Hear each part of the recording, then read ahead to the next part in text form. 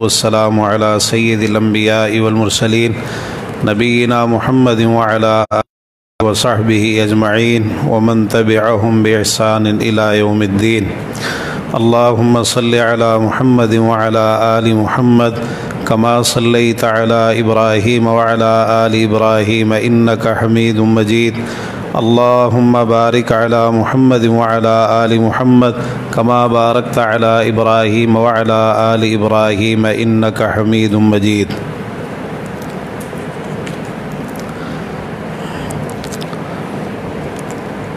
ہم نے اللہ تعالیٰ کی توفیق سے اس سے قبل حرب فجار تک پڑھ لیا ہے۔ یہ بتائیے کہ یہ جو حرب فجار ہے اس کو فجار کیوں کہتے ہیں؟ جی ہاں جی، حرمت والے مہینوں میں یہ جنگیں واقع ہوئی۔ اور دوسرا سبب کیا ہے اس نام کا؟ ایک سبب اور جی، حرام چیزوں کو حلال سمجھا، ایک دوسرے کی حرام چیزوں کو حلال سمجھ لیا گیا۔ کل کتنی حروب فجار ہوئیں؟ 4۔ ہمارے پیارے نبی صلی اللہ علیہ وسلم نے کون سی حرب فجار میں شرکت کی؟ فجار البراز۔ کس کو قتل کیا گیا تھا جس کی وجہ سے یہ جنگ برپا ہوئی؟ عروہ بن عتبہ کو۔ رسول اللہ صلی اللہ علیہ وسلم کی اس وقت عمر مبارک کتنی تھی؟ 20 سال۔ چلیے اب آگے قتیبہ رحمہ اللہ نے یہ ذکر فرمایا ہے، وہ کہتے ہیں کہ قریش سے پہلے بنو جرہم نے مظلوموں کی حمایت کے لیے ایک انجمن بنائی تھی۔ مظلوموں کی حمایت کے لیے قریش سے پہلے بنو جرہم نے ایک انجمن بنائی تھی، اور جو لوگ اس میں پیش تھے ان سب کے نام میں فضل کا مادہ مشترک تھا۔ سب کے نام میں فضل کا لفظ آتا تھا۔ یہ چلا ہے جی، اسپیکر چلا ہے۔ سب کے نام میں فضل کا مادہ مشترک تھا۔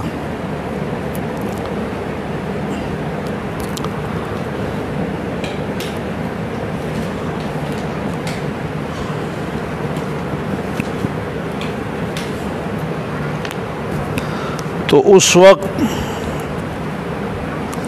وقت جن لوگوں نے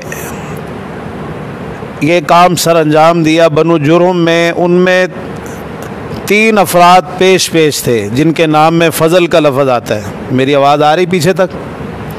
اسپیکر کو پتہ نہیں کیا ہو گیا۔ تو یہ 3 افراد تھے، فضل بن فضالہ، فضل بن وداعہ اور فضیل بن حارث۔ ہاں جی، خواتین کو آواز آ رہی ہے؟ نہیں آ رہی؟ اچھا چلے پھر اسپیکر چلنے دیں، تھوڑا انتظار کر لیں، پھر اسپیکر چلنے دیں۔ فضل بن فضالہ، فضل بن وداعہ اور وداعہ واو دال الف عین اور گولہا گولتا، وداعہ الوداع کہتے ہیں نا، وداعہ۔ اور تیسرا نام ہے فضیل بن حارث۔ یہ 3 آدمی پیش تھے، فضل بن فضالہ، فضل بن وداعہ اور فضیل بن حارث۔ بعض نے تھوڑا سا ناموں میں اختلاف بھی کیا ہے، لیکن تینوں کے نام کے شروع میں فضل فضیل یہ لفظ آتے ہیں۔ تو یہ جو قریش کا معاہدہ تھا یہ بھی اسی طرح کا معاہدہ تھا جس طرح کا بنو جرہم نے مظلوموں کی مدد کے لیے معاہدہ کیا تھا، تو اس بنا پر اس کو حلف الفضول کہا گیا۔ ایک تو اس کے نام کی وجہ یہ بیان ہوئی ہے، اور دوسری ایک توجیہ یہ بھی بیان کی گئی ہے کہ چونکہ یہ ایک فضیلت والا کام تھا اور قریش نے اس فضیلت والے کام میں ایک دوسرے کا ساتھ دیا تھا، اس فضیلت والے کام میں شامل ہوئے تھے، تو اس بنا پر اس کو حلف الفضول کہا گیا۔ مظلوموں کی مدد کرنا، حقدار کو اس کا حق لے کے دینا، مظلوم کے ساتھ کھڑے ہونا، بلا شبہ یہ انتہائی فضیلت والے کام۔ پیارے پیغمبر جناب محمد الرسول اللہ صلی اللہ تعالی علیہ وآلہ وسلم بھی اس معاہدے کے اندر شریک ہوئے تھے، جبکہ آپ کی عمر مبارک 20 سال تھی۔ آپ اس معاہدے میں شریک ہوئے تھے۔ رسول اللہ صلی اللہ علیہ وسلم نے اس معاہدے کا تذکرہ فرمایا۔ آپ نے فرمایا کہ لقد شہدت فی دار عبد اللہ ابن جدعان حلفا لو دعیت به فی الاسلام لأجبت، کہ عبداللہ بن جدعان کے گھر پر ایک معاہدے کے اندر میں شریک ہوا، اگر اب دور اسلام میں بھی مجھے اس معاہدے کے لیے بلایا جائے تو میں لبیک کہوں گا، میں ضرور اس پکار کو قبول کروں گا۔ فرمایا تحالفوا ان ترد الفضول علی اہلہا، سب نے آپس میں یہ حلف اٹھایا کہ جس کا کوئی حق کسی کے پاس ہوگا، حقدار کو اس کا وہ حق لوٹایا جائے گا، حقدار کو اس کا وہ حق لوٹایا جائے گا۔ وَأَن لَا يَعُزَّ ظَالِمٌ مَظْلُومًا، اور کوئی ظالم کسی مظلوم کے اوپر غالب نہیں آئے گا، کوئی ظالم کسی مظلوم کے اوپر غالب نہیں آئے گا۔ اس وقت کی جو صورتحال تھی اس میں جس کی لاٹھی اس کی بھینس، یہ قانون چلا کرتا تھا۔ جس کا زور ہوتا تھا، دباؤ ہوتا تھا، جس کے پاس نفری زیادہ ہوتی اور جس کا قبیلہ طاقتور ہوتا، وہ تو جو ہے وہ اپنا حق لے لیا کرتا تھا، لیکن جو کمزور ہوتے تھے، غریب ہوتے تھے اور معاشرے کا جو کمزور طبقہ تھا، ان کو کوئی پوچھنے والا بھی نہیں تھا، ان کی کوئی داد رسی کرنے والا نہیں تھا۔ حتیٰ کہ ایسا ہوتا کہ باہر سے پردیسی آتے، مسافر آتے، ان کے ساتھ ظلم ہوتا، زیادتی ہوتی، کوئی ان سے سودا لے لیتا، اس کی رقم ادا نہ کرتا یا اور کسی طریقے سے ان کو دباتا۔ تو یہ معاہدہ اس دور میں ایک بہت عظیم کارنامہ تھا۔ تو اس کو ایک تو حلف الفضول کہا گیا، دوسرا رسول اللہ صلی اللہ علیہ وسلم نے مسند احمد کی ایک حدیث میں حلف المطیبین بھی اس معاہدے کو قرار دیا ہے۔ فرمایا کہ شہدت حلف المطیبین مع عمومتی وانا غلام، میں اپنے چچاؤں کے ساتھ حلف المطیبین میں شریک ہوا، مطیبین کے معاہدے کے اندر شریک ہوا، جبکہ میں ابھی لڑکا تھا، میرے لڑکپن کا زمانہ تھا۔ فما احب ان لی حمر النعم وانی انکثہ، میں یہ پسند نہیں کرتا کہ کوئی سرخ اونٹ مجھے دے اور میں اس معاہدے کو توڑ ڈالوں، یعنی اگر مجھے سرخ اونٹ بھی مل رہے ہوں جو اس وقت کی ایک قیمتی دولت سمجھی جاتی تھی، تب بھی میں اس معاہدے کو نہیں توڑوں گا۔ معنی یہ کہ مجھے یہ معاہدہ دنیا وما فیہا سے زیادہ عزیز ہے، سب سے عزیز یہ معاہدہ ہے۔ اسی طرح سنن کبریٰ بیہقی میں یہ الفاظ ہیں، آپ نے فرمایا ما شہدت حلفا لقریش الا حلف المطیبین، میں نے قریش کے کسی معاہدے کے اندر شرکت نہیں کی سوائے حلف المطیبین کے۔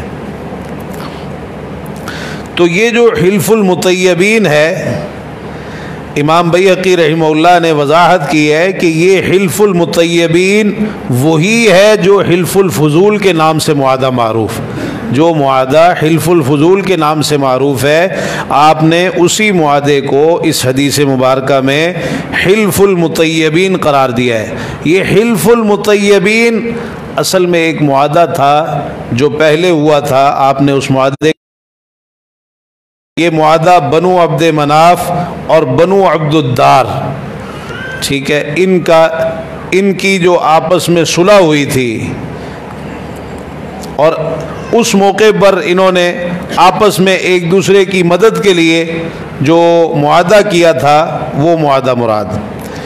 تو قصی جو تھے ان کی وفات کے بعد قریشی قبائل کا آپس میں اختلاف ہو گیا تھا، تو اس کے نتیجے میں قریش کے دو گروہ ایک دوسرے کے مد مقابل آئے، ایک طرف بنو عبد مناف اور ان کے حلیف تھے، اور دوسری طرف بنو عبد الدار اور ان کے حلیف تھے۔ تو بنو عبد مناف نے خوشبو سے بھرا ہوا ایک پیالہ یہ کعبہ کے اندر لے کے آئے اور اپنے خوشبو والے پیالے میں ڈبو کر انہوں نے یہ حلف اٹھایا تھا، ہم نے اس معاہدے اور ہم نے بتایا تھا کہ خوشبو سے بھرا ہوا وہ پیالہ جو ایک خاتون لے کے آئی تھی، تو اس میں سب نے بنو عبد مناف کے جتنے لوگ تھے انہوں نے اپنا ہاتھ اس پیالے کے اندر ڈالا، اور پھر اس کے بعد اپنے اس معطر ہاتھوں کو کعبہ کی دیوار کے ساتھ مس کیا، کعبہ کی دیوار کے ساتھ لگایا۔ تو عربی زبان میں خوشبو کو طیب کہتے ہیں۔ تو بنو عبد مناف اور ان کے ساتھ ہاشم، امیہ، زہرہ اور مخزوم اور ان کی اولاد، یہ سارے کے سارے مطیبین کے لقب سے مشہور ہو گئے، یہ سارے کے سارے مطیبین کے لقب سے مشہور ہوئے، اس کو حلف المطیبین کہا گیا۔ اور دوسری طرف بنو عبد الدار تھے اور ان کے حلیف قبائل تھے، انہوں نے بھی کعبہ کے اندر حلف کہ ہم ایک دوسرے کا چھوڑیں گے، نہ ہم میں سے کوئی اپنے حلیف کو دشمن کے حوالے کرے گا، یہ لوگ احلاف کہلائے۔ حلف المطیب، مطیبین بنو عبد مناف اور ان کے حلیف مطیبین کہلائے، اور بنو عبد الدار اور ان کے حلیف یہ احلاف کہلائے۔ تو یہ حلف الفضول بھی اصل میں اسی طرح کا ایک معاہدہ تھا، رسول اللہ صلی اللہ علیہ وسلم نے بھی اس کو حلف المطیبین قرار دیا کہ یہ مطیبین ہی کا ایک نیا معاہدہ تھا، مطیبین ہی کا ایک نیا معاہدہ تھا۔ یہ معاہدہ کس طرح ہوا، اس معاہدے کا سبب کیا بنا، ایک واقعہ ہے، ظلم کی ایک داستان ہے جو اس معاہدے کا سبب بنی، اور وہ یہ کہ زبید قبیلہ، زبید زا با یا دال، زبید قبیلے کا ایک شخص مکہ مکرمہ کے اندر اپنا تجارتی سامان لے کے آیا۔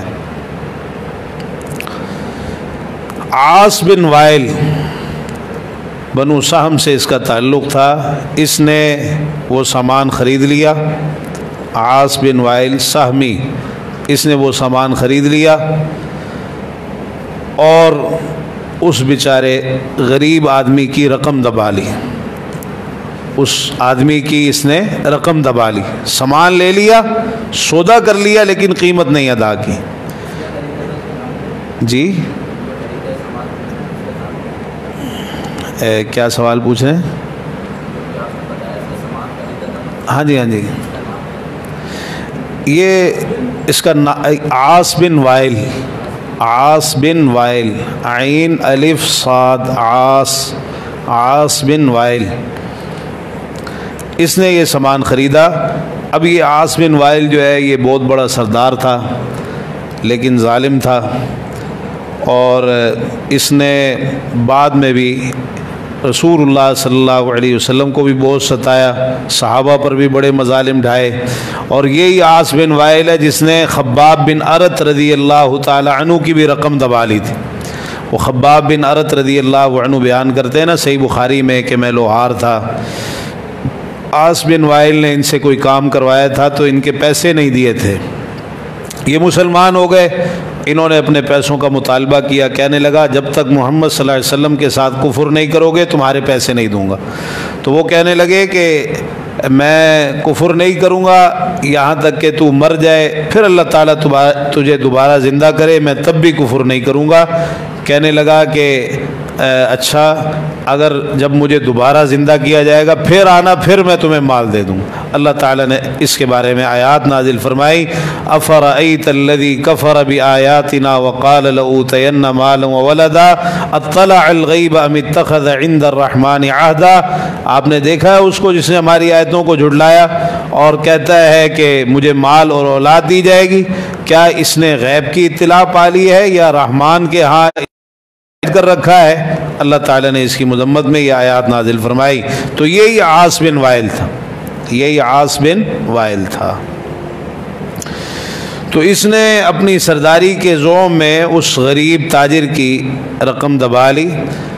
اب وہ شخص اپنے اس ظلم کی شکایت لے کر جو احلاف کے قبائل تھے، احلاف جن کا پیچھے ہم نے ذکر کیا ہے، عبد الدار اور اسی طرح مخزوم، جمح، سہم اور عدی بن کعب، ان سب کے پاس گیا۔ ان سب قبائل کے پاس گیا، عبد الدار، مخزوم، جمح، سہم، عدی بن کعب، ان سب کے پاس گیا اور ان سے جا کر اس نے یہ مطالبہ کیا کہ عاص بن وائل سے میری رقم دلوا کر دو۔ تو انہوں نے سب نے نہ صرف یہ کہ اس کی کوئی مدد نہیں کی بلکہ اسے ڈانٹا بھی، ملامت بھی کی کہ تم عاص بن وائل کے بارے میں بات کرے، اس سے ہم تمہیں پیسے دلوا کے دیں۔ تو الٹا اس بیچارے غریب کو ڈانٹ ڈپٹ کر دی۔ یہ انتہائی مایوس اور دکھی ہوا اور تو اسے کچھ نہ سوجی۔ اس نے یہ سوچا، اس کے ذہن میں یہ ترکیب آئی، اس نے اس پر عمل کیا کہ طلوع آفتاب کے وقت جیسے ہی سورج طلوع ہوا، دن چڑھا، یہ جبل ابی قبیس کے اوپر چڑھ گیا۔ اس وقت قریش کے لوگ کعبہ کے ارد گرد اپنی مجلسوں میں بیٹھے ہوئے تھے، قریش کے لوگ کعبہ کے ارد گرد اپنی مجلسوں میں بیٹھے ہوئے تھے۔ یہ جبل ابی قبیس کے اوپر چڑھ گیا اور اس نے بڑی رقت کے ساتھ بلند آواز میں اپنے اس ظلم کی داستان کو اشعار کی صورت کے اندر بیان کیا۔ اس نے اشعار پڑھے، کہتا ہے یا آل فہر لمظلوم بضاعته ببطن مکہ ناء الدار والنفر، کہتا ہے اے آل فہر، مراد قریشی ہیں، اے قریشیوں اس مظلوم کی مدد کرو جس کا تجارتی مال وادی مکہ کے اندر چھین لیا گیا، ناء الدار والنفر، جو یہاں غریب الوطن ہے، اپنے عزیز و اقربا سے دور ہے، اپنے عزیز و اقربا سے دور ہے، اجنبی ہے، پردیسی ہے، مسافر ہے۔ ومحرم اشعث لم يقض عمرته یا للرجال وبین الحجر والحجر، اس نے احرام باندھ رکھا ہے، احرام کی حالت میں ہے، پراگندہ سر ہے، پراگندہ سر ہے، اور ابھی اس نے عمرہ بھی پورا نہیں کیا۔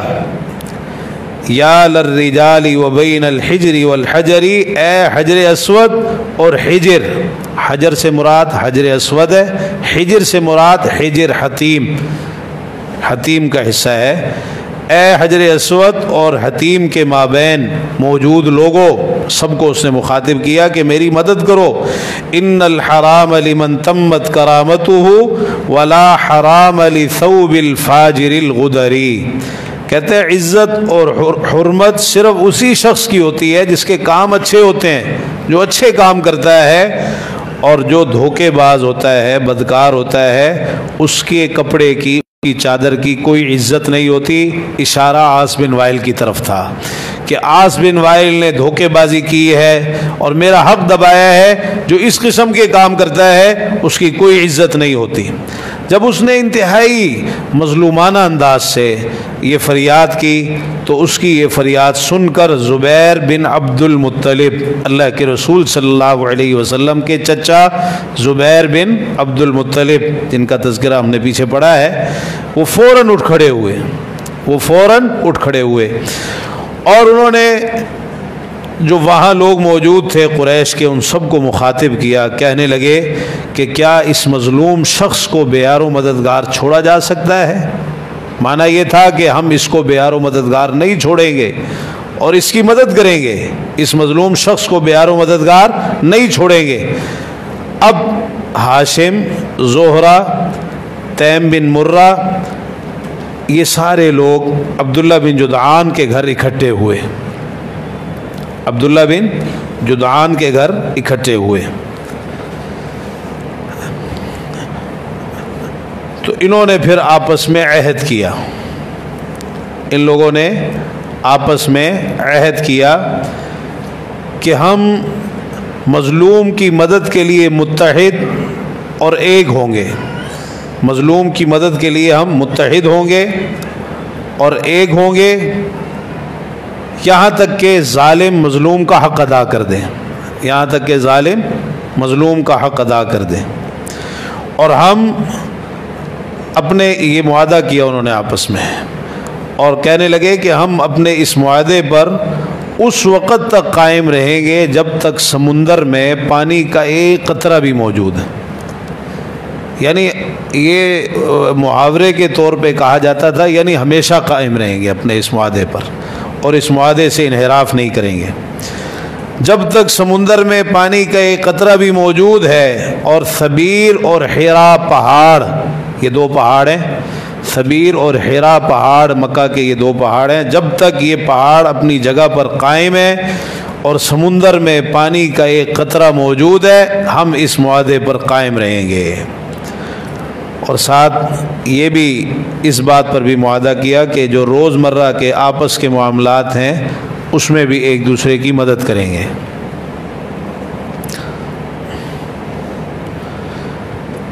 تو یہ حلف الفضول کا اجتماع ایک بڑا عظیم واقعہ تھا۔ اس وقت اس چیز کا تصور بھی نہیں تھا کہ اس انداز میں مظلوم کی مدد کے لیے اکٹھے ہوا جائے، لیکن اللہ کے رسول صلی اللہ علیہ وسلم کے چچا زبیر بن عبد المطلب، اللہ تعالیٰ نے ان کو توفیق دی کہ انہوں نے آواز اٹھائی اور اپنے ساتھ اور لوگوں کو بھی ملایا، بنو ہاشم کے لوگ، اور اسی طرح زہرہ، تیم بن مرہ، یہ سارے لوگ عبداللہ بن جدعان کے گھر میں اکٹھے ہوئے اور وہاں اس گھر کے اندر انہوں نے آپس میں یہ معاہدہ کیا۔ اب اس معاہدے کے تحت پھر عاص بن وائل سے انہوں نے اس کی رقم واپس دلوا کر دی، اس زبید قبیلے کے شخص کی رقم کے تحت عاص بن وائل سے سب نے دباؤ ڈالا۔ عاص بن وائل مجبور ہو گیا اور ان کے دباؤ کے آگے اس نے ہتھیار ڈال دیے اور جو اس کی رقم تھی اس کو واپس دلوا کر دی۔ اچھا، مکہ کے اندر چونکہ اس وقت زمانہ جاہلیت تھا، جاہلیت کا زمانہ تھا، لوگ اس طرح ایک دوسرے پر ظلم کرتے تھے، مال دبا لیا کرتے، جو سردار لوگ ہوتے تھے بعض ان میں سے جیسے عاص بن وائل نے کیا، اور بھی اس طرح کے جو لوگ ہوتے تھے وہ بعض دفعہ بہت آگے تک نکل جاتے تھے۔ لیکن یہ ایک معاہدہ حلف الفضول کا ایسا بابرکت ثابت ہوا کہ پھر کسی کے ساتھ بھی ظلم ہوتا اور وہ اس معاہدے کا واسطہ دے کر مدد کے لیے پکارتا تو پھر اس کی مدد کی جاتی تھی۔ امام سہیلی رحمہ اللہ نے ایک واقعہ ذکر کیا روض العنف میں کہ خصم قبیلے کا ایک شخص حج کے لیے یا عمرے کے لیے آیا مکہ مکرمہ میں۔ یہ اس معاہدے کے اچھے اثرات جو رونما ہوئے اس میں سے ایک واقعہ یہ بھی ہے کہ یہ خصم قبیلے کا ایک شخص تھا، حج یا عمرہ کرنے آیا، اس کے ساتھ اس کی بیٹی بھی تھی، جوان بیٹی بھی ساتھ تھی۔ نبی بن حجاج سہمی، اس نے اس کی بیٹی کو اغوا کر کے غائب کر دیا۔ اب یہ شخص بڑا پریشان ہوا اور فریاد کرنے لگا کہ مجھے اس شخص کے ظلم سے کون بچائے گا جس نے میری بیٹی کو اغوا کیا ہے۔ تو کسی نے اس کو بتایا کہ تم حلف الفضول کا ایک معاہدہ ہے، اس کا حوالہ دے کر مدد کے لیے پکارو تو پھر تمہاری ضرور مدد کی جائے گی۔ چنانچہ اس نے حلف الفضول کا حوالہ دے کر فریاد کی تو اس کا نتیجہ یہ ہوا کہ ہر طرف سے لوگ مسلح ہو کر آئے، ہتھیار ساتھ لے کے اس کی مدد کے لیے آئے، اور انہوں نے اس سے پوچھا بتاؤ کیا ہوا، کیا معاملہ ہے؟ تو اس نے بتایا کہ نبیہ بن حجاج نے میری بیٹی کو اغوا کر لیا ہے، اغوا کر کے اپنے گھر میں بند کر دیا ہے، لہذا تم لوگ میری اس بیٹی کو اس سے آزاد کرواؤ۔ چنانچہ وہ سارے کے سارے چل دیے، نبیہ کا دروازہ کھٹکھٹایا، یہ باہر آیا، انہوں نے کہا کہ فوراً اس شخص کی بیٹی اس کے حوالے کر دو، تمہیں پتہ نہیں ہے کہ ہم کون ہیں اور ہم نے آپس میں کس بات پر معاہدہ کر رکھا ہے، اس کی بیٹی اس کے حوالے کرو نہیں تو پھر یہاں کچھ اور ہو جائے گا۔ تو بہرحال بگڑے ہوئے لوگ تھے، گندی عادتیں پڑی ہوئی تھی، جاہلیت کا زمانہ تھا، کہنے لگا اچھا چلو بیٹی دے دوں گا، ایک رات کے لیے میرے پاس چھوڑ دو، کہنے لگے نہیں، اسی وقت فوراً واپس کرو، ایک لمحے کی بھی تمہیں اجازت نہیں دیں گے۔ چنانچہ مجبور ہو گیا اور پھر اس نے ہتھیار ڈال دیے اور اس شخص کی بیٹی اس کے حوالے کر دی۔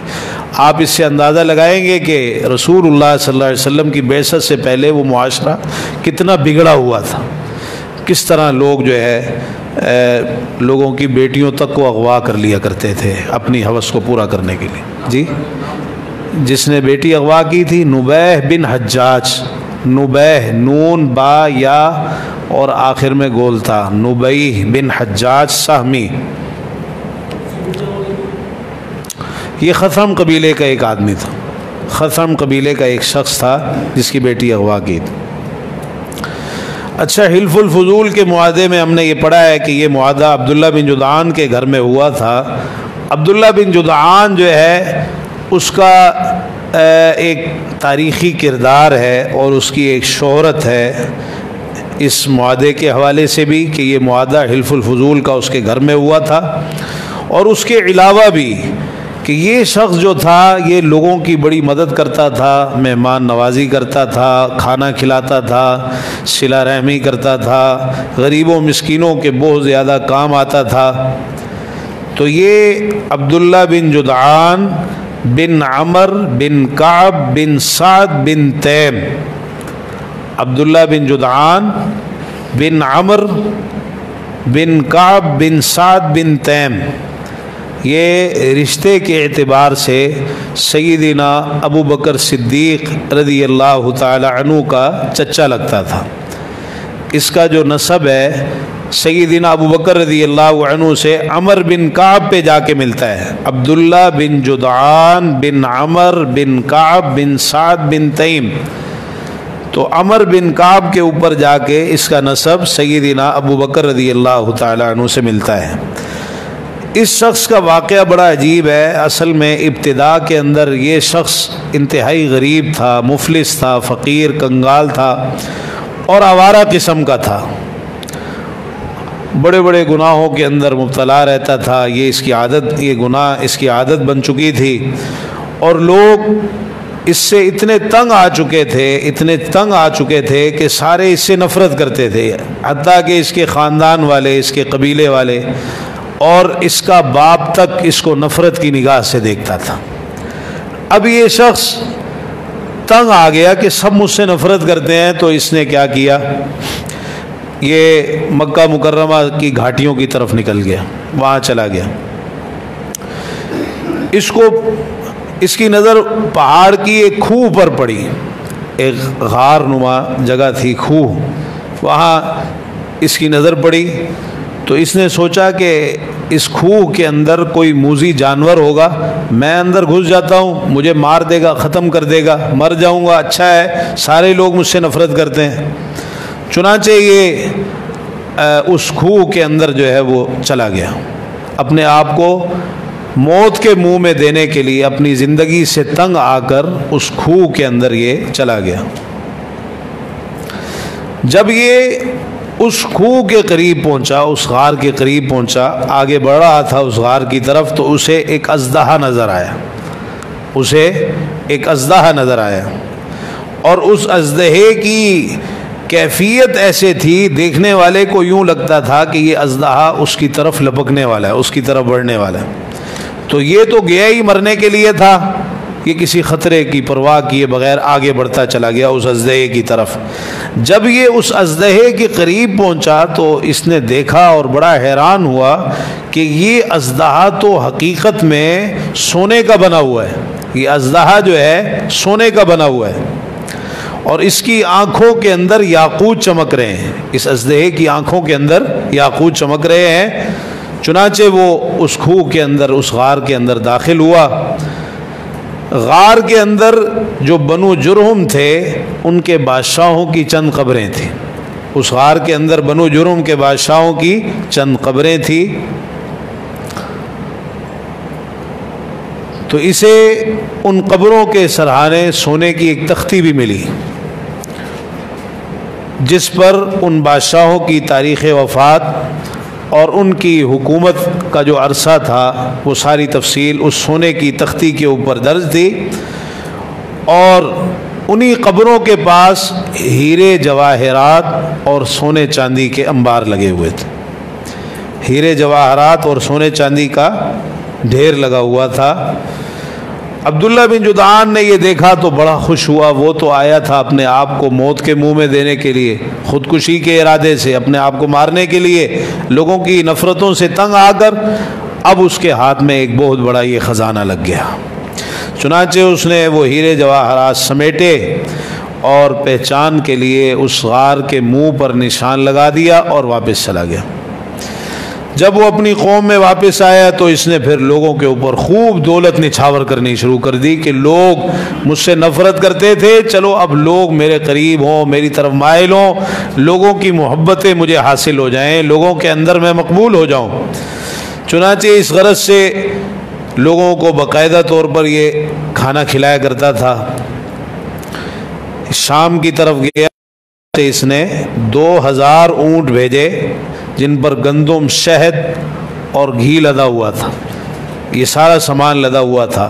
پھر اس نے ایک منادی کو مقرر کر دیا جو روزانہ رات کو خانہ کعبہ کی، بیت اللہ کی چھت پر چڑھ کر لوگوں کو کھانے کی دعوت دیتا تھا اور کہتا تھا ہلموا الی جفنۃ ابن جدعان، لوگوں ابن جدعان کے برتن کی طرف آؤ، ابن جدعان کے برتن کی طرف آؤ، یعنی اس کی دعوت کو قبول کرو۔ تو یہ ابن جدعان کی کھانے والی ایک بہت بڑی دیگ تھی، جفنا دیگ، یہ کھانے والی ایک بہت بڑی دیگ تھی کھانے کی، اور اس دیگ کے بارے میں کہا جاتا ہے کہ یہ اتنی اونچی تھی، اتنی بڑی تھی کہ آدمی اپنی سواری پر بیٹھے بیٹھے اس کے اندر سے کھانا نکال لیا کرتا تھا۔ اونٹ پر سوار شخص بیٹھے بیٹھے اونٹ پر اس کے اندر سے کھانا نکال لیا کرتا۔ بہت بڑی یہ دیگ تھی ابن جدعان کی۔ اور یہ بھی منقول ہے کہ ایک مرتبہ یہ حادثہ ہوا کہ ایک بچہ اس دیگ کے اندر گرا تو اس کی موت واقع ہو گئی، ڈوب گیا اندر، اتنی بڑی یہ دیگ تھی۔ اور رسول اللہ صلی اللہ علیہ وسلم سے بھی اگرچہ سند میں کلام ہے، لقد كنت استظل بظل جفنة عبد الله بن جدعان سكة عمین، فرمایا کہ میں سخت گرمی کے اندر عبداللہ بن جدعان کی دیگ کے نیچے سایہ حاصل کرتا تھا۔ عبداللہ سایہ حاصل کرتا تھا سخت گرمی کے اندر۔ تو یہ اس کی فیاضی تھی، لوگوں کو کھانا کھلانا، لوگوں کے کام آنا۔ اصل میں ہم نے اس کا تذکرہ اس لیے بھی کیا ہے کہ یہی وہ شخص تھا جس کے متعلق ام المومنین سیدہ عائشہ صدیقہ طاہرہ مطہرہ عفیفہ کائنات رضی اللہ تعالی عنہا نے اللہ کے رسول صلی اللہ علیہ وسلم سے پوچھا تھا کہ آپ یہ بتائیے کہ عبداللہ بن جدعان صلہ رحمی کرتا تھا، زمانہ جاہلیت میں مہمان نوازی کرتا تھا، مسکینوں کو کھانا کھلاتا تھا اور لوگوں کی مدد کیا کرتا تھا، فَهَلْ ذَاكَ نَافِعُ، کیا یہ سارے کام اس کو فائدہ دیں گے؟ بڑے عظیم کام ہیں، بڑے اچھے کام ہیں، صلہ رحمی کرنا، ہمارے دین میں بھی ان کاموں کی بڑی اہمیت ہے، تو یہ سارے کام کیا اس کو فائدہ دیں گے؟ تو آپ نے فرمایا اللہ نہیں، کوئی فائدہ نہیں ہوگا۔ اِنَّهُ لَمْ يَقُلْ يَوْمًا رَبِّ اغْفِرْ لِي خَطِيئَتِي يَوْمَ الدِّينِ، ایک دن بھی اس نے یہ نہیں کہا اے میرے پروردگار تو قیامت کے دن میرے گناہوں کو معاف فرما دینا، ایک دفعہ بھی اس نے یہ نہیں کہا اے میرے پروردگار قیامت کے دن میرے گناہوں کو معاف فرما دینا۔ معنی یہ کہ اس نے اسلام قبول نہیں کیا تھا، ایمان نہیں لایا تھا، اس نے یہ کام کیے، دنیا میں اس کی شہرت ہو گئی، لوگوں میں اس کا چرچا ہو گیا، نیک نامی ہو گئی، لوگوں میں مقبول ہو گیا۔ اب یہ ساری نیکیاں تو اس وقت فائدہ دیتی ہیں نا جب ایمان ہو، یہ بڑا اہم نقطہ ہے۔ عقیدہ توحید اساس ہے، بنیاد ہے ہر نیکی کے قبول ہونے کے لیے، چاہے کوئی شخص کتنی صلہ رحمی کرے، کھانا کھلائے، غریبوں کی مدد کرے، لوگوں کے ساتھ اچھا معاملہ کرے، اچھا برتاؤ کرے، اعلیٰ اخلاق کا مظاہرہ کرے، اگر توحید نہیں ہے، ایمان نہیں ہے، اسلام نہیں ہے تو سب کچھ بیکار، سب کچھ بیکار۔ یہاں ایک عبداللہ بن جدعان کا واقعہ ہے، اسی مسئلے میں ایک اور واقعہ ہم یہاں ذکر کر دیتے ہیں کہ یہ عاص بن وائل، ہم نے ابھی اس کا تذکرہ پڑھا ہے پیچھے، اس کے جو بیٹے تھے عمر بن عاص اور ہشام بن عاص، عمر بن عاص بھی صحابی ہیں، ہشام بن عاص بھی صحابی ہیں، لیکن ان کا اسلام تھوڑا سا تاخیر سے ہے، لیکن یہ بھی صحابی سے پہلے نظر مانی، 100 اونٹ نہر کرنے کی اس نے نظر مانی، اب یہ مر گیا، اپنی نظر کو پورا نہ کر سکا، تو یہ دو بیٹے اس کے عمر بن عاص اور ہشام بن عاص، انہوں نے آپس میں طے کیا کہ ہم والد کی نظر کو پورا کریں گے، 50 اونٹ اپنے ذمے لیتے ہیں۔ ہشام بن عاص نے اپنے حصے کے 50 اونٹ نہر کر دیے باپ کی نظر کو پورا کرنے کے لیے، مسند احمد میں یہ واقعہ ہے۔ اور عمر بن عاص کہنے لگے کہ نہیں، پہلے میں اللہ کے رسول صلی اللہ علیہ وسلم سے پوچھوں گا پھر نظر پوری کروں گا۔ چنانچہ انہوں نے رسول اللہ صلی اللہ علیہ وسلم سے پوچھا، آپ نے ابوک فلو کان اقر بالتوحید فصمت وتصدقت عنہ نفعہ ذلک، اگر تمہارا باپ توحید اللہ کی وحدانیت قبول کر لیتا پھر تم اس کی طرف سے روزہ رکھتے، صدقہ کرتے تو اسے فائدہ ہوتا، اب کوئی فائدہ نہیں، 100 اونٹ بھی نہر کر لو اس کو کچھ نہیں ملے گا، کوئی فائدہ نہیں ہوگا۔ اور یہ دعا بھی جو اس حدیث میں آئی کہ عبداللہ بن جدعان نے ایک دن بھی یہ نہیں پڑھا رب اغفر لی خطیئتی یوم الدین، اس سے پتہ چلتا ہے کہ یہ الفاظ، یہ کلمات بڑی اہمیت کے حامل ہیں، ان کو پڑھنا چاہیے۔ ابراہیم علیہ السلام کے الفاظ ذکر ہوئے نا قرآن مجید میں، ان کی دعائیں ذکر ہوئی ہیں، تو انہوں نے کیا کہا تھا؟ الذي خلقني فهو يهدين والذي هو يطعمني ويسقين وإذا مرضت فهو يشفين والذي يميتني ثم يحيين والذي أطمع أن يغفر لي خطيئتي يوم الدين۔ ابراہیم علیہ السلام نے کہا مجھے امید ہے کہ وہ اللہ قیامت کے دن، یوم الدین بدلے کا دن، مراد قیامت کا دن، قیامت کے دن میرے گناہوں کو معاف فرما دے گا، میری غلطیوں کو معاف فرما دے گا۔ تو یہ کلمات رب اغفر لی خطیئتی یوم الدین پڑھنے چاہیے۔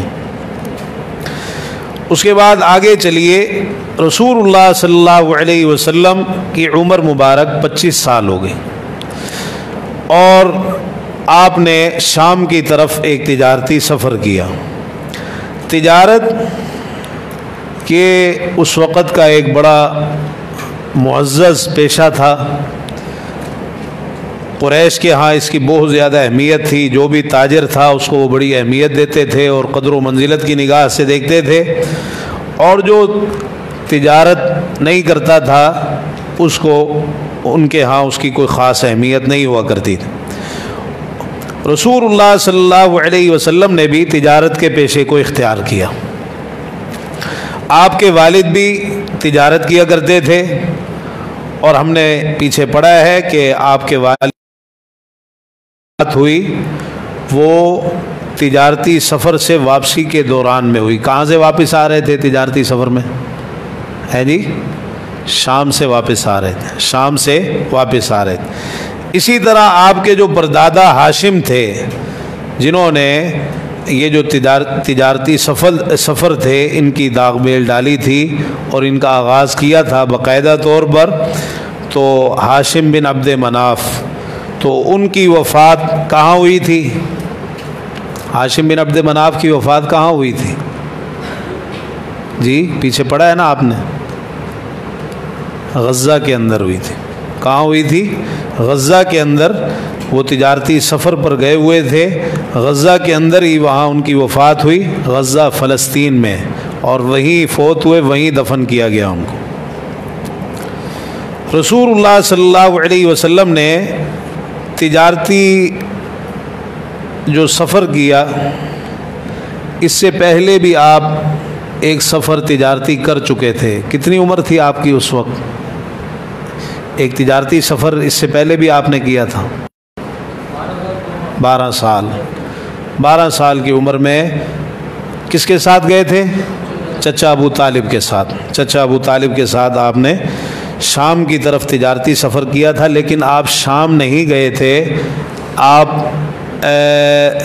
وہ کون سا راہب تھا، کیا نام تھا اس کا، جس نے مشورہ دیا تھا کہ واپس لے جاؤ ان کو شام؟ ہے جی، جرجیس نہیں، جرجیس، جرجیس، اس کا صحیح تلفظ ہے جرجیس۔ اس کا لقب کیا تھا؟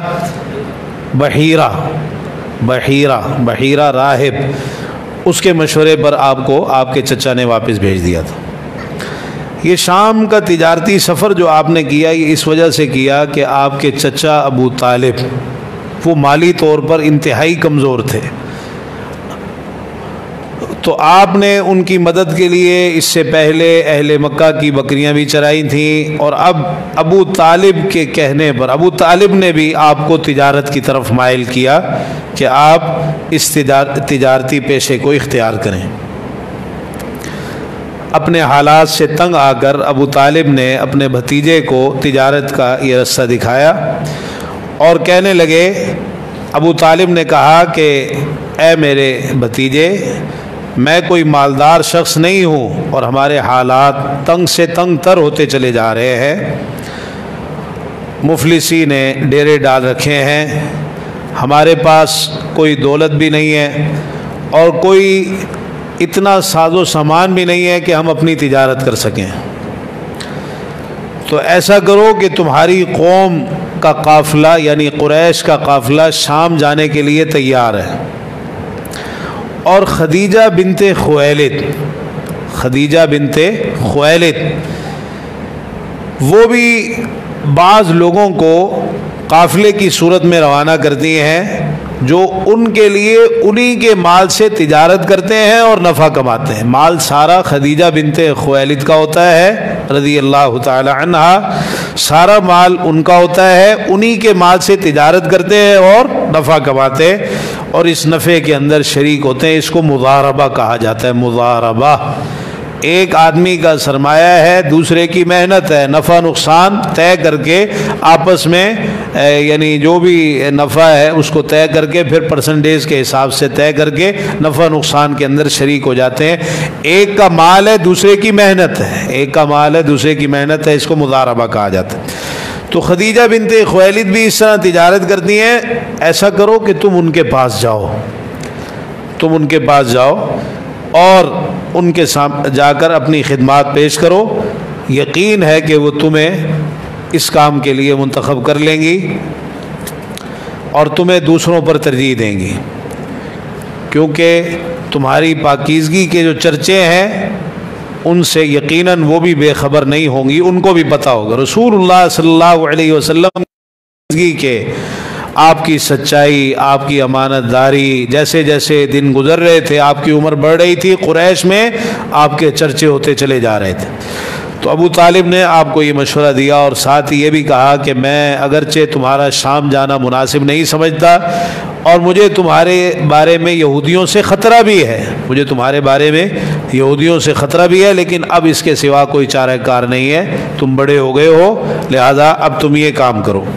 رسول اللہ صلی اللہ علیہ وسلم کو آپ نے اس چیز کو پسند نہیں کیا کہ آپ خود جا کر خدیجہ بنت خویلد سے کہیں، جیسا کہ ابو طالب نے مشورہ دیا تھا۔ تو آپ نے اپنے چچا سے یہ کہا فَلَعَلَّهَا أَن تُرْسِلَ إِلَيَّ فِي ذَلِكَ، ہو سکتا ہے خدیجہ خود ہی میری طرف پیغام بھیج دے۔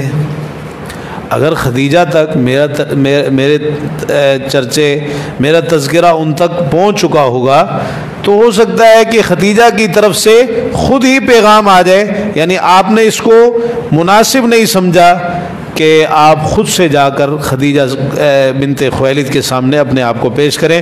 ابو طالب کہنے لگے اچھا پھر مجھے ڈر ہے کہ تمہارے علاوہ کسی اور کو بھیج دیں گی اور تم پیچھے رہ جاؤ گے۔ تو ابھی یہ بات چیت ہوئی ہی تھی تو کسی نہ کسی طریقے سے خدیجہ بنت خویلد رضی اللہ تعالی عنہا ان کو اللہ کے رسول صلی اللہ علیہ وسلم کے بارے میں پتہ چل گیا کہ اس طرح تجارت کی طرف آپ کی رغبت ہے اور آپ تجارتی قافلہ شام کی طرف لے جانا چاہتے ہیں، اپنی خدمات پیش کرنا چاہتے ہیں اس کام کے لیے۔ تو خدیجہ بنت خویلد نے یہ انتہائی ذہین خاتون تھی، انتہائی دانا تھی، تو انہوں نے یہ انتظار نہیں کیا کہ آپ خود میرے پاس آئیں، بلکہ انہوں نے از خود آپ کو طلب کر لیا اس کام کے لیے، از خود آپ کی طرف پیغام بھیجا اور کہا کہ آپ کی جو سچائی ہے، امانت داری ہے، پاکیزگی ہے اور آپ کا اچھا اور اعلیٰ اخلاق ہے، میں آپ کے ان اعلیٰ اوصاف کے پیش نظر آپ کو تجارتی سفر کے اوپر روانہ کرنا چاہتی ہوں، اور جو معاوضہ میں دوسروں کو دیتی ہوں اس سے دگنا معاوضہ آپ کو دوں گی۔ میں دوسروں کو جو معاوضہ دیتی ہوں اس سے دگنا معاوضہ میں آپ کو دوں گی۔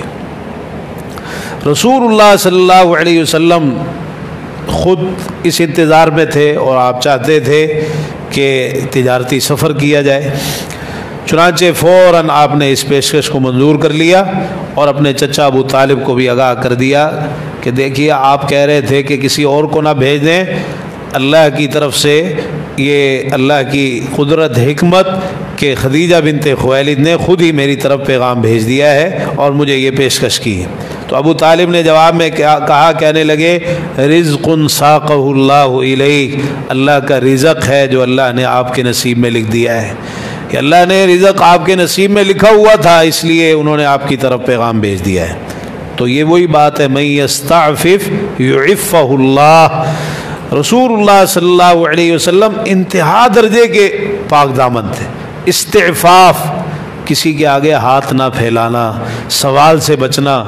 تو آپ نے فرمایا جو پاک دامنی اختیار کرتا ہے، سوال سے بچتا ہے، اللہ اس کو بچا لیتا ہے۔ آپ نے یہاں بچے، اللہ نے آپ کو بچا لیا۔ سیدہ خدیجہ بنت خویلد رضی اللہ تعالی عنہا انتہائی اونچے نسب والی تھی، انتہائی معزز اور انتہائی مالدار خاتون تھی، اور ان کے والد خویلد بن اسد یہ تجارت پیشہ تھے۔ سیدہ خدیجہ رضی اللہ عنہ نے بھی اپنے والد کی طرح تجارت کی طرف خصوصی توجہ دی۔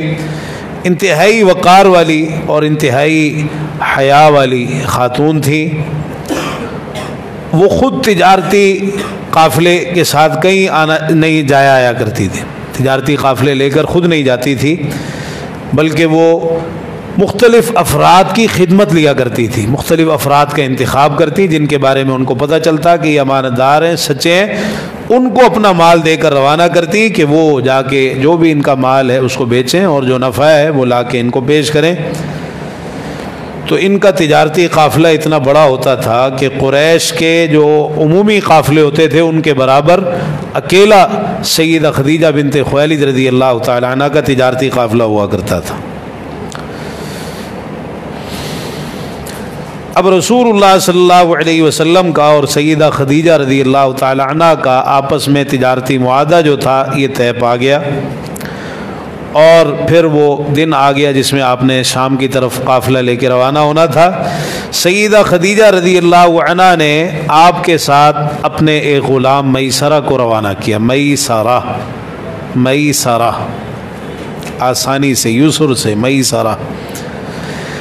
تو اپنے اس غلام کو آپ کے ساتھ روانہ کیا اور اس کو تاکید کی۔ اصل میں اس غلام کو آپ کی خدمت کے لیے بھیجا تھا اور تاکید کر کے بھیجا تھا کہ تم نے جو بھی یہ حکم دیں اس کو پورا کرنا ہے، ان کی بات ماننی ہے، ان کی مخالفت نہیں کرنی، نافرمانی نہیں کرنی، اور ہر طرح سے ان کا خیال رکھنا ہے۔ یہ جو میسرہ تھا سیدہ خدیجہ رضی اللہ عنہ کا غلام، یہ بھی بڑا سمجھدار تھا، بڑا تجربے کار تھا اور انتہائی باادب تھا، بڑا تجربے کار، بڑا سمجھدار تھا، اور اس سے پہلے بھی یہ شام کی طرف سفر کر چکا تھا اور شام کے تجارتی مراکز سے اچھی طرح آگاہ تھا۔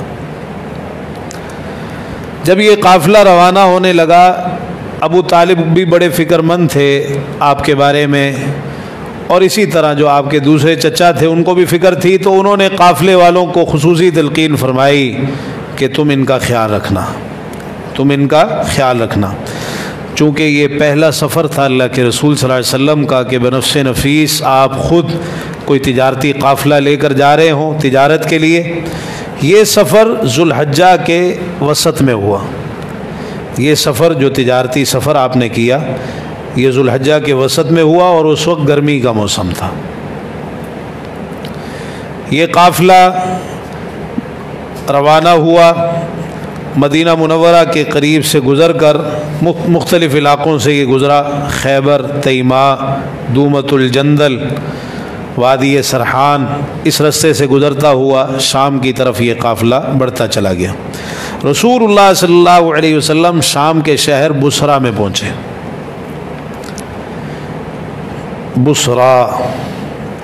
بصرہ با صاد بصرہ، اچھا جی، یہ جو شہر ہے یہ مکہ مکرمہ سے 1600 کلومیٹر شمال کی جانب ہے، 1600 کلومیٹر مکہ مکرمہ سے شمال کی جانب یہ شہر واقع۔ آپ جب بصرہ میں پہنچے تو آپ نے یہاں ایک راہب کے گرجے کے پاس ایک درخت کے سائے میں آرام کے لیے ٹھہرے۔ آپ یہاں بصرہ میں ایک راہب کے گرجے کے پاس درخت کے سائے میں آرام کے لیے ٹھہرے۔ اس راہب کا نام نستورہ تھا، نستورہ سین کے ساتھ، نستورہ طا طوطے والی طا، نستورہ آخر میں الف ہے، یا بعض روایات میں نستور بھی ذکر ہوا ہے الف کے بغیر، نستور۔ یہ نستورہ جو تھا یہ میسرہ کو جانتا تھا، چونکہ میسرہ نے پہلے بھی سفر کر رکھا تھا۔ اس راہب نے جب اللہ کے رسول صلی اللہ علیہ وسلم کو دیکھا تو یہ بڑا حیران ہوا۔ اس نے پوچھا کہ یہ جو شخص درخت کے نیچے آرام فرما رہے ہیں یہ کون ہے؟ اس نے میسرہ سے پوچھا۔ میسرہ نے جواب دیا، کہنے لگا یہ قریش کے ایک شخص ہیں اور اہل حرم میں سے ہیں، اہل حرم میں سے، حرم کے باسیوں میں سے ہیں، حرم کے رہنے والوں میں سے ہیں۔ اہل حرم کی بڑی ایک اہمیت تھی کہ حرم کے باسی ہیں، تو کہنے لگا یہ قریش کے ایک آدمی ہیں اور حرم کے باسیوں میں سے ہیں۔ نستورہ کہنے لگا اس درخت کے نیچے نبی کے سوا کبھی کوئی شخص نہیں ٹھہرا، اس درخت کے نیچے نبی کے سوا کبھی کوئی نہیں ٹھہرا،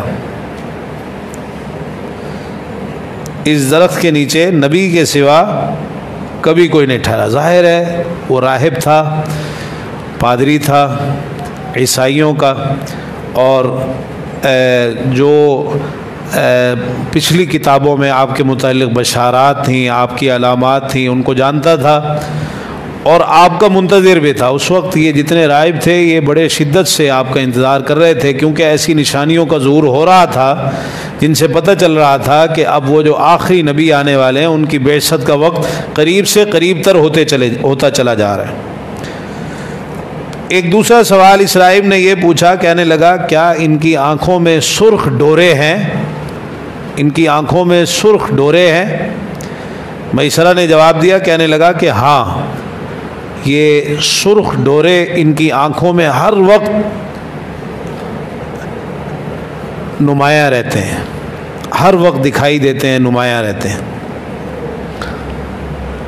وہ نستورہ کہنے لگا اچھا پھر یہ وہی ہیں، یہ وہی ہیں، یہ آخری نبی ہیں، یہ آخری نبی ہیں۔ ساتھ ہی کہنے لگا کاش میں انہیں اس وقت پالوں جب ان کی بعثت ہوگی، جب ان کو نبوت اور رسالت عطا کی جائے گی، کاش میں ان کو اس وقت پالوں۔ میسرہ بڑا حیران ہوا، اس نے نستورہ کی یہ باتیں بڑی توجہ کے ساتھ سنی اور یاد رکھی۔ رسول اللہ صلی اللہ علیہ وسلم پھر بصرہ کے بازار میں پہنچے خرید و فروخت کے لیے۔ آپ ایک شخص کے ساتھ سامان کا سودا کرنے لگے۔ سودا طے کرتے ہوئے اس شخص کا کسی بات پر آپ سے اختلاف ہو گیا اور وہ آپ سے بحث و تکرار کرنے لگا۔ بحث و تکرار کرتے کرتے اس نے لات اور عزیٰ کی قسم کھا لی، اس نے لات اور عزیٰ کی قسم اٹھا لی۔ جب اس نے آپ کے سامنے لات اور عزیٰ، یہ لات عزیٰ یہ بت ہیں جن کی پوجا کی جاتی تھی، آپ نے جب اس کی زبان سے لات اور عزیٰ کی قسم سنی تو فرمایا ما حلفت بہما قط وانی لامر بہما فاعرض عنہما۔ اچھا، اس شخص نے آپ سے مطالبہ کیا، یعنی اس نے آپ سے مطالبہ کیا، کہنے لگا کہ آپ لات اور عزیٰ کی قسم کھائیں، لات اور عزیٰ کی۔ اب اس وقت وہ لوگ تو لات اور عزیٰ کی قسمیں خود کھاتے تھے، لیکن اس نے ساتھ آپ سے مطالبہ بھی کیا، کہنے لگا کہ آپ لات اور عزیٰ کی قسم کھائیں، یعنی آپس میں اختلاف ہوا، کہنے لگا اچھا پھر قسم کھائیں، جیسے آج کل بھی کہہ دیتے ہیں۔ تو اس نے کہا آپ لات اور عزیٰ کی قسم کھائیں، تو آپ نے اس کے جواب میں کہا کہ فرمایا کہ میں نے کبھی بھی ان کی قسم نہیں کھائی، میں نے لات اور عزیٰ کی کبھی بھی قسم نہیں کھائی، اور اگر کبھی وَإِنِّي لَأَمُرُّ بِهِمَا کبھی میرا ان دونوں لات اور عزیٰ کے پاس سے اگر گزر بھی ہوتا ہے تو میں ان سے اعراض کرتا ہوا وہاں سے گزرتا ہوں، منہ پھیرتا ہوا، نفرت کرتا ہوا وہاں سے گزرتا ہوں۔ اب جب اس نے آپ کی یہ بات سنی تو کہنے لگا کہ ٹھیک ہے، جو بات آپ کہہ رہے ہیں بالکل درست ہے، آپ نے جو کہہ دیا بات اسی طرح ہے۔ اب یہ شخص میسرہ کو تنہائی میں لے گیا، علیحدگی میں، اور بڑے رازدارانہ انداز میں کہنے لگا اللہ کی قسم یہ شخص جو ہے یہ نبی ہیں، اللہ کی قسم یہ نبی ہیں، اور ان کے اوصاف ہمارے احبار، ہمارے علماء اپنی کتابوں میں پاتے ہیں۔ یہودیوں کے جو عالم ہوتے تھے ان کو حبر کہا جاتا تھا، قرآن میں بھی اتخذوا احبارهم ورهبانهم۔ تو کہنے لگا کہ ہمارے جو احبار ہیں، ہمارے علماء ہیں، وہ اپنی کتابوں کے اندر ان کے اوصاف پاتے ہیں۔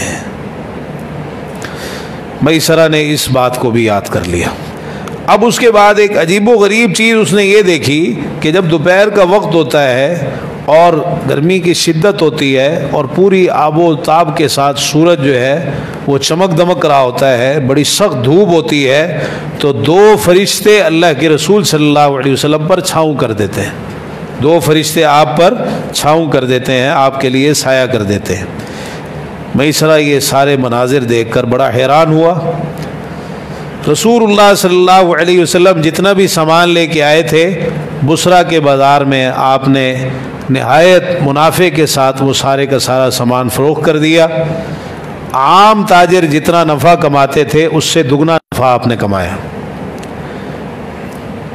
اور یہ نفع دیکھ کر میسرہ کہنے لگا اے محمد صلی اللہ علیہ وسلم، ہم اتنی مدت سے خدیجہ رضی اللہ عنہ کے مال کی تجارت کر رہے ہیں، کبھی اتنا نفع نہیں ہوا جتنا اس دفعہ ہوا ہے، آپ کے تشریف آوری پر، آپ کے آنے پر اس دفعہ جتنا نفع ہوا ہے اس سے پہلے کبھی اتنا نفع نہیں ہوا۔ رسول اللہ صلی اللہ علیہ وسلم نے انتہائی امانت داری کے ساتھ، دیانت داری کے ساتھ، سچائی کے ساتھ، اور در حقیقت یہ آپ کی برکت تھی جو اتنا نفع ہوا خدیجہ رضی اللہ تعالی عنہ کے تجارتی مال میں۔ اب ایک اور کام آپ نے کیا، ایسا نہیں کیا کہ بس وہ جو نفع ہوا تھا وہ منافع لے کے آپ واپس چلے گئے ہوں، نہیں، بلکہ آپ نے ایک کامیاب تاجر اور ایک ذہین تاجر کا ثبوت پیش کرتے ہوئے ایسا کیا کہ وہ اشیاء اور وہ چیزیں جن کی مکہ مکرمہ کے اندر مانگ تھی، آپ نے وہ سامان وہاں سے خرید لیا، شام سے، بصرہ سے آپ نے وہ سامان لیا جس کی مکہ مکرمہ میں ڈیمانڈ تھی، اور وہ سامان خرید کر آپ ساتھ لے کے آئے، اور مکہ مکرمہ میں سیدہ خدیجہ رضی اللہ تعالی عنہ نے بعد میں پھر اس سامان کو فروخت کیا، اور اس سے بھی بھاری منافع ہوا۔ جو سامان مکہ مکرمہ میں جس کی ڈیمانڈ تھی، جن چیزوں کی ڈیمانڈ تھی، جو چیزیں مطلوب تھیں، آپ وہاں سے وہ خرید کے لائے، سیدہ خدیجہ رضی اللہ عنہ کے حوالے کی، انہوں نے پھر وہ چیزیں مکہ مکرمہ میں فروخت کی جس سے ان کو بھاری منافع حاصل ہوا۔ اچھا خیر، یہ تجارتی قافلہ جب واپس آیا بصرہ سے اور واپسی کے لیے روانہ ہوا، رسول اللہ صلی اللہ علیہ وسلم مر الزہران پہنچے، مر الزہران واں کے ساتھ، مر الزہران ایک جگہ کا نام۔ تو میسرہ وہاں تھوڑی دیر کے لیے رکا، اور اس نے آپ سے یہ درخواست کی، کہنے لگا کہ آپ ہمارے قائد ہیں، ہمارے لیڈر ہیں، اس قافلے کی قیادت آپ کے پاس ہے، لہذا آپ ہمارے آگے آگے چلیں، آپ ہمارے آگے آگے چلیں۔ رسول اللہ صلی اللہ علیہ وسلم نے اس کی بات کو قبول کیا، آپ ایک سرخ اونٹ پر سوار ہو کر آگے آگے چل پڑے، اور میسرہ سے پہلے مکہ مکرمہ میں پہنچ گئے، میسرہ سے پہلے آپ مکہ مکرمہ میں پہنچ گئے۔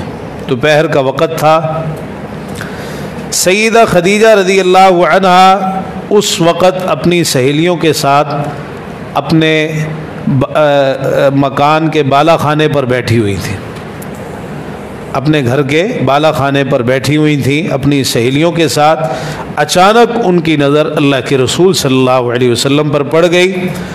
انہوں نے دیکھا کہ آپ سرخ اونٹ پر سوار ہو کر مکہ مکرمہ تشریف لا رہے ہیں، اور آپ کا اونٹ جو ہے تیزی کے ساتھ دوڑ رہا ہے۔ دو فرشتوں نے آپ کے اوپر سایہ کیا ہوا، دوپہر کا وقت تھا، آپ کے لیے سایہ کیا ہوا ہے دو فرشتوں نے۔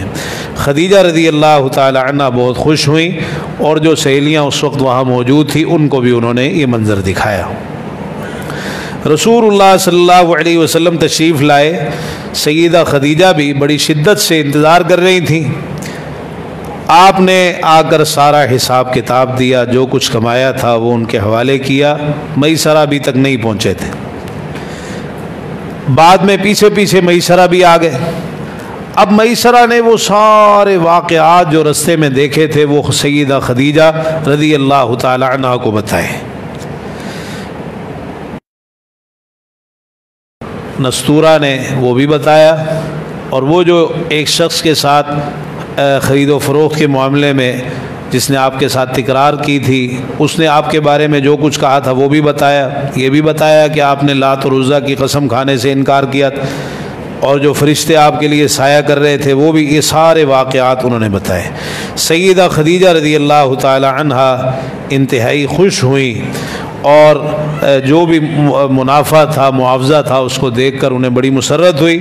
انہوں نے جو اللہ کے رسول صلی اللہ علیہ وسلم سے معاوضہ طے کیا تھا اس سے بڑھ کر معاوضہ آپ کی خدمت میں پیش کیا۔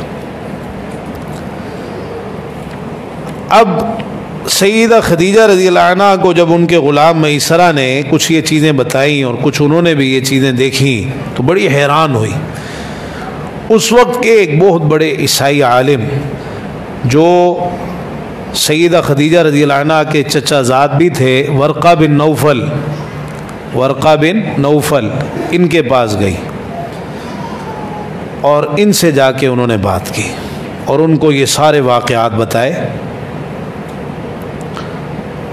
اور یہ بھی بات بتائی جو اس راہب نستورہ نے کہی تھی جب آپ ایک درخت کے نیچے آرام فرما ہوئے کہ اس درخت کے نیچے آج تک نبی کے سوا اور کوئی نہیں ٹھہرا۔ ورقہ بن نوفل نے ساری باتیں سن کے کہا، کہنے لگے کہ جو کچھ تم نے بتایا ہے اگر یہ سچ ہے تو یقیناً محمد صلی اللہ علیہ وسلم اس امت کے نبی ہیں، محمد اس امت کے نبی ہے صلی اللہ علیہ وسلم۔ اور کہا کہ میں پہلے ہی جانتا تھا کہ اس امت میں ایک نبی آنے والے ہیں جن کا انتظار کیا جا رہا ہے، اور یہ اسی نبی کی بعثت کا زمانہ ہے، یہ اسی نبی کی بعثت کا زمانہ ہے۔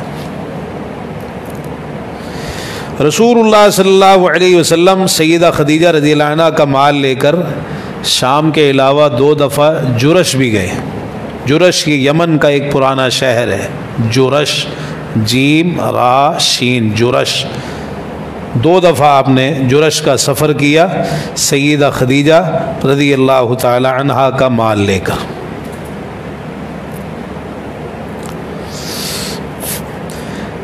اسی طرح رسول اللہ صلی اللہ علیہ وسلم تجارتی سامان لے کر جن علاقوں میں گئے ان میں سے مکہ مکرمہ کے نواح میں تہامہ کا جو حباشہ نامی بازار تھا، حباشہ ہا کے ساتھ، ہا حلوے والی، حباشہ نامی بازار میں بھی آپ گئے۔ یہ تہامہ کا بازار تھا، حباشہ، یہاں بھی آپ تجارتی سامان لے کے گئے۔ سیدنا حکیم بن حزام رضی اللہ عنہ بیان فرماتے ہیں، کہتے ہیں کہ میں نے اللہ کے رسول صلی اللہ علیہ وسلم کو حباشہ کے بازار میں دیکھا تھا، ہا کے ساتھ، حباشہ کے بازار میں آپ کو دیکھا تھا، اور آپ سے میں نے ایک مرتبہ تہامہ کا کپڑا بھی خریدا تھا، آپ سے میں نے ایک مرتبہ تہامہ کا کپڑا بھی خریدا تھا، اور اس موقع پر آپ کے ساتھ قریش کا ایک اور آدمی بھی موجود تھا۔ تو اصل میں بات یہ ہے کہ آپ نے اس تجارت کو ایک پیشے کے طور پر اختیار کیا تھا اور آپ تجارت کرتے رہے، اور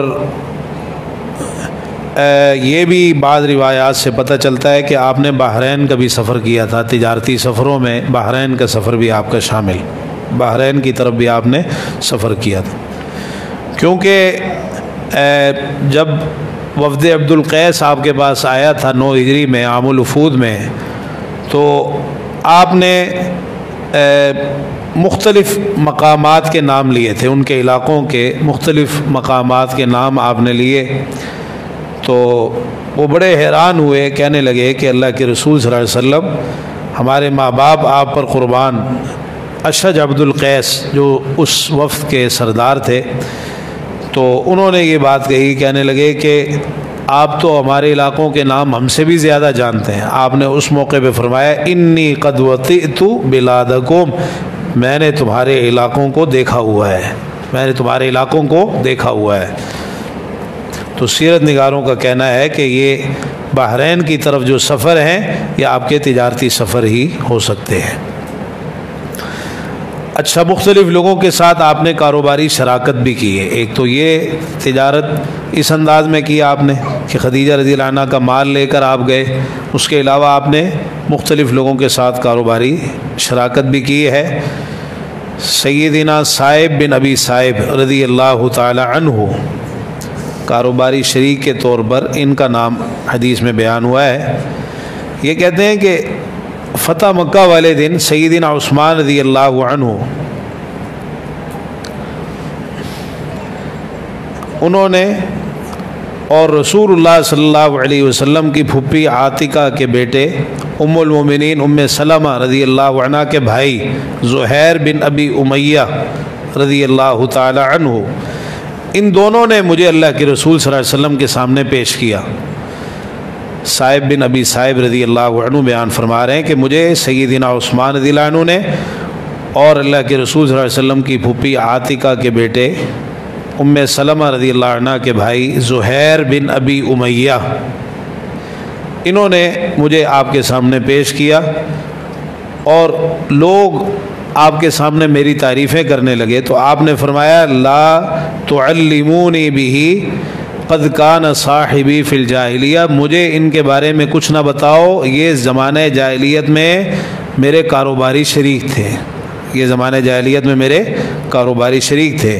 صاحب رضی اللہ عنہ کہتے ہیں یہ سن کر میں نے کہا کہ اللہ کے رسول صلی اللہ علیہ وسلم آپ نے بالکل درست فرمایا، ایسے ہی تھا، اور آپ میرے کتنے اچھے ساتھی تھے، کتنے اچھے شریک تھے، کتنے اچھے پارٹنر تھے۔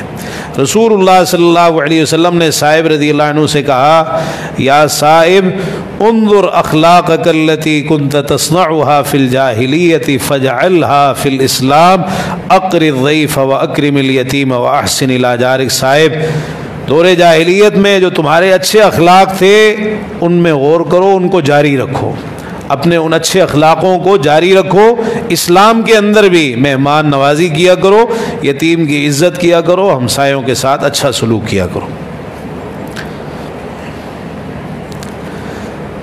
اور اسی طرح ایک دوسری روایت میں آتا ہے کہ آپ نے صائب بن ابی صائب کو دیکھ کر کہا مرحبا بأخی و شریکی، کہ یہ صائب بن ابی صائب میرے بھائی اور میرے کاروباری شریک، ان کو خوش آمدید۔ کان لا یداری ولا یماری، یہ نہ جھگڑتے تھے نہ مخالفت کرتے تھے، بڑے اچھے ساتھی تھے، بڑے اچھے شریک۔ کاروباری پارٹنر کو ایسے ہی ہونا چاہیے نا، نہ آپس میں ایک دوسرے کی مخالفت کریں، نہ ایک دوسرے سے جھگڑا کریں، پھر ہی ایک اچھے کاروباری شریک ہو سکتے ہیں۔ ایک دوسری روایت کے اندر صائب رضی اللہ تعالی عنہ کے بیٹے عبداللہ کا ذکر آتا ہے، عبداللہ بن صائب، عبداللہ بن صائب۔ امام ضیاء مقدسی رحمہ اللہ نے الاحادیث المختارہ میں یہ روایت نقل کی ہے عبداللہ بن صائب رضی اللہ عنہ کے حوالے سے، کہ وہ کہتے ہیں کہ میں جاہلیت میں اللہ کے رسول صلی اللہ علیہ وسلم کا پارٹنر تھا، آپ کا کاروباری شریک تھا۔ میں مدینہ منورہ پہنچا، آپ کی خدمت میں حاضر ہوا، آپ نے پوچھا تعریفونی، مجھے جانتے ہو، مجھے پہچانتے ہو؟ میں نے کہا ہاں اللہ کے رسول صلی اللہ علیہ وسلم، ہم آپس میں اکٹھے کام کرتے رہے ہیں، آپ کتنے اچھے کاروباری ساتھی تھے، آپ نے کبھی میرے ساتھ کوئی لڑائی جھگڑا نہیں کیا تھا۔ عبداللہ بن صائب رضی اللہ تعالی عنہ کا نام ہے، جو صائب بن ابی صائب رضی اللہ تعالی عنہ کے بیٹے ہیں۔ تو اس کے بارے میں شارحین نے لکھا ہے کہ ہو سکتا ہے کہ دونوں نے، والد نے بھی اور بیٹے نے بھی، دونوں نے مل کر اللہ کے رسول صلی اللہ علیہ وسلم کے ساتھ کاروبار کیا ہو اور دونوں آپ کے کاروباری شریک رہے ہوں۔ امام ضیاء مقدسی رحمہ اللہ نے بھی اس روایت کو ذکر کرنے کے بعد یہی کہا ہے کہ ممکن ہے کہ دونوں باپ بیٹے جو ہیں اللہ کے رسول صلی اللہ علیہ وسلم کے کاروباری شریک رہے ہوں اور دونوں نے الگ الگ موقع پر آپ کی تعریف کی ہو اور آپ کے بارے میں اچھے تاثرات بیان کیے ہوں یا آپ نے دونوں کی تعریف کی ہو۔ بعض روایات میں قیس بن صائب نام ذکر ہوا ہے، قیس بن صائب، کہ یہ اللہ کے رسول صلی اللہ علیہ وسلم کے کاروباری شریک تھے۔ بہرحال یہ مختلف نام بیان ہوئے ہیں، تو لیکن یہ قیس بن صائب جو ہیں یہ صائب بن ابی صائب رضی اللہ عنہ کے بیٹے نہیں ہیں، بلکہ صائب بن عویمر کے بیٹے ہیں، صائب بن عویمر کے بیٹے ہیں۔ صائب بن ابی صائب کے بیٹے عبداللہ بن صائب، یہ قیس بن صائب صائب بن عویمر کے بیٹے ہیں، تو ان کا نام بھی کاروباری شریک کے طور پر بیان ہوا ہے۔ تو بعض علماء نے اسی لیے کہا، کہنے لگے کہ یہ جو روایت ہے کاروباری شراکت والی جو روایت ہے اس میں اضطراب ہے، کہ ایک روایت میں قیس بن صائب ذکر ہوا ہے، ایک میں عبداللہ بن صائب ذکر ہوا ہے، ایک میں صائب بن ابی صائب ذکر ہوا ہے۔ تو بہرحال کاروباری شریک جو تھے اللہ کے رسول صلی اللہ علیہ وسلم کے، ان کے حوالے سے یہ بات تھی۔ اب آگے بڑھیے، سیدہ خدیجہ رضی اللہ تعالی عنہ سے اللہ کے رسول صلی اللہ علیہ وسلم کا نکاح۔ ہم نے سارا پڑھ لیا کہ سیدہ خدیجہ نے کس طرح آپ سے وہ کس طرح متاثر ہوئیں اور آپ کی شخصیت کے بارے میں کس طرح ان کو پتہ چلا، اور پھر ورقہ بن نوفل سے بھی جا کے پوچھا اور انہوں نے بھی کہا کہ آپ اللہ کے نبی ہیں، وہ ساری علامات اور نشانیاں جو آخری نبی کی ہیں وہ آپ کے اندر پائی جاتی ہیں۔ اب سیدہ خدیجہ رضی اللہ عنہ کی رغبت ہوئی اللہ کے رسول صلی اللہ علیہ وسلم کی طرف نکاح کے لیے۔ سیدہ خدیجہ رضی اللہ عنہ، ان کے والد خویلد بن اسد بن عبد العزیٰ تھے، خویلد بن اسد بن عبد العزیٰ بن قصی بن کلاب، اور ان کی والدہ فاطمہ بنت زائدہ تھیں۔ سیدہ خدیجہ کی والدہ کا نام فاطمہ بنت زائدہ تھا۔ سیدہ خدیجہ کا جو نسب ہے یہ اللہ کے رسول صلی اللہ علیہ وسلم کے نسب سے ملتا ہے آپ کی چوتھی پشت قصی پر جا کر، آپ کی جو چوتھی پشت ہے قصی، اس پر جا کر، یعنی سیدہ خدیجہ کا جو نسب ہے سیدہ خدیجہ کی چوتھی پشت ہے قصی، سیدہ خدیجہ کی، سیدہ خدیجہ خدیجہ بنت خویلد بن اسد بن عبد العزیٰ بن قصی، تو یہ چوتھی پشت قصی سیدہ خدیجہ کی، اس چوتھی پشت پر جا کر اللہ کے رسول صلی اللہ علیہ وسلم کے نسب سے نسب مل جاتا ہے سیدہ خدیجہ رضی اللہ عنہ کا۔ یہ قصی جو تھے ان کی اولاد میں سے رسول اللہ صلی اللہ علیہ وسلم کی زوجیت میں سیدہ خدیجہ آئی تھیں اور ام حبیبہ بنت ابی سفیان رضی اللہ تعالی عنہما، یہ آپ کی زوجیت میں آپ کے عقد میں آئی تھی۔ سیدہ خدیجہ رضی اللہ عنہ کی اس سے پہلے بھی 2 شادیاں ہو چکی تھیں۔ سیدہ خدیجہ کی کنیت تھی ام ہند، سیدہ خدیجہ کی کنیت تھی ام ہند، تو اصل میں ان کے جو دوسرے خاوند تھے ابو حالہ، ان سے ان کا بیٹا تھا ہند، اس کے نام پر ان کی کنیت ام ہند تھی۔ زمانہ جاہلیت میں سیدہ خدیجہ کا لقب طاہرہ، یہ بھی بڑا معروف لقب تھا، طاہرہ، اور یہ لقب ان کی پاکیزگی کی وجہ سے، ان کی عفت، پاک دامنی، پاکیزگی، اس کی وجہ سے ان کا لقب طاہرہ۔ اسی طرح ایک اور لقب تھا سیدہ خدیجہ کا، سیدۃ نساء قریش، قریشی عورتوں کی سردار، قریشی عورتوں کی سردار۔ سیدۃ نساء قریش۔ تو ہم نے پڑھ لیا کہ کنیت ام ہند تھی، لقب طاہرہ تھا، اور سیدۃ نساء قریش یہ بھی لقب تھا۔ سیدہ خدیجہ رضی اللہ تعالی عنہا کے بارے میں ان کے بھتیجے حکیم بن حزام بن خویلد رضی اللہ عنہ فرماتے ہیں، کہتے ہیں کہ خدیجہ رضی اللہ عنہ مجھ سے 2 سال بڑی تھی۔ یہ حکیم بن حزام رضی اللہ عنہ فرما رہے ہیں کہ مجھ سے 2 سال بڑی تھی، اور ان کی ولادت واقع فیل سے 15 سال پہلے ہوئی۔ سیدہ خدیجہ کی ولادت واقع فیل سے 15 سال پہلے ہوئی، اور کہتے ہیں کہ میں اس واقعے سے 13 سال پہلے پیدا ہوا۔ حکیم بن حزام رضی اللہ عنہ کہتے ہیں میری ولادت اس واقعے سے 13 سال پہلے ہوئی، سیدہ خدیجہ کی ولادت اس واقعے سے 15 سال پہلے ہوئی۔ سیدہ خدیجہ کی جو شادی ہوئی، سب سے پہلے سیدہ خدیجہ کی شادی کی بات چلی تھی ورقہ بن نوفل کے ساتھ، لیکن شادی نہیں ہوئی تھی، خالی بات چیت چلی تھی، بعد میں شادی نہیں ہو سکی۔ سب سے پہلے ورقہ بن نوفل سے بات چلی تھی، تو شادی نہیں ہوئی تھی، تو ورقہ بن نوفل کے بجائے سیدہ خدیجہ کی شادی ہوئی سب سے پہلے عتیق بن عابد بن عبداللہ بن عمر بن مخزوم۔ عتیق بن عابد، سیدہ خدیجہ کے سب سے پہلے خاوند کا نام ہے عتیق بن عابد۔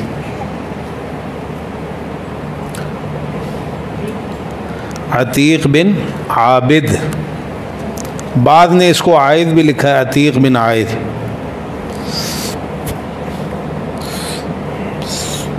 لیکن اصل میں یہ عابد ہی ہے۔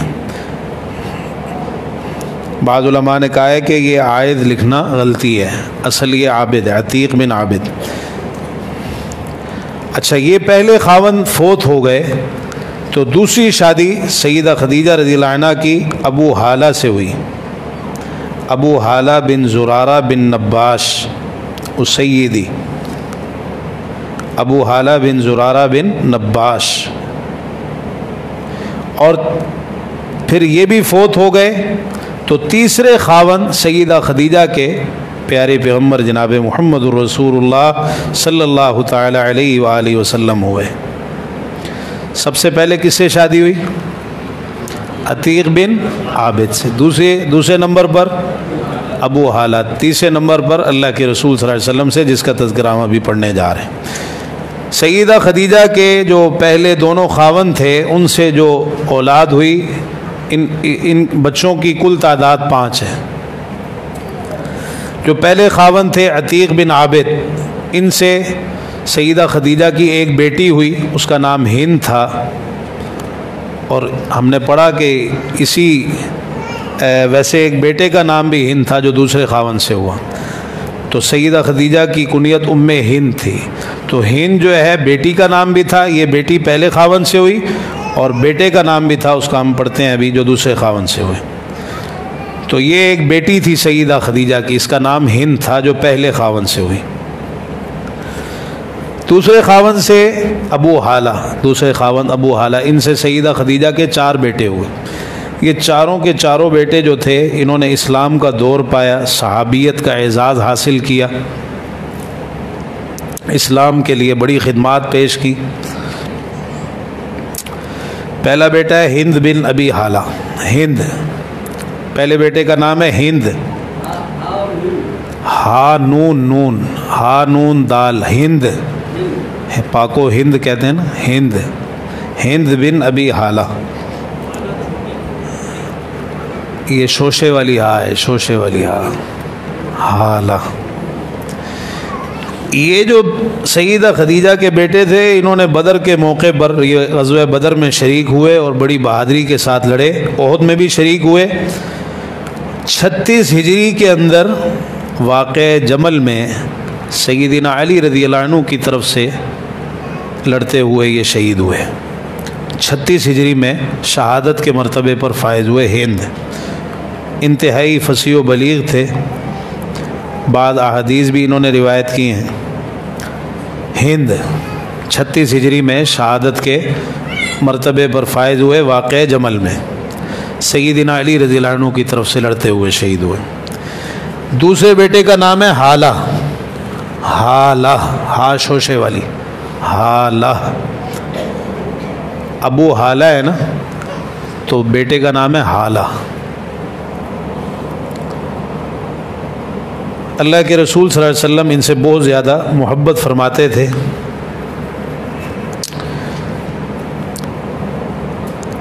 امام ابن اسیر رحمہ اللہ نے اور حافظ ابن حجر رحمہ اللہ نے ذکر کیا ہے کہ ایک مرتبہ اللہ کے رسول صلی اللہ علیہ وسلم سو رہے تھے تو یہ آ گئے، آپ کی آنکھ کھلی تو فوراً آپ نے ان کو سینے سے لگا لیا اور بار بار بڑی محبت سے اور بڑے لاڈ سے آپ فرمانے لگے حالہ حالہ حالہ۔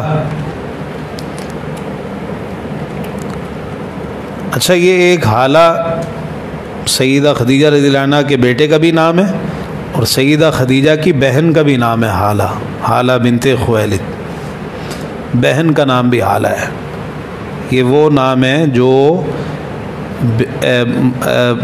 بچے اور بچی کے درمیان مشترک ہیں، بچوں کے بھی یہ نام رکھے گئے، بچیوں کے بھی یہ نام رکھے۔ ہند یہ نام ان کی بیٹی کا بھی تھا، بیٹے کا بھی تھا۔ حالہ یہ نام بیٹے کا بھی تھا اور ان کی بہن کا بھی تھا۔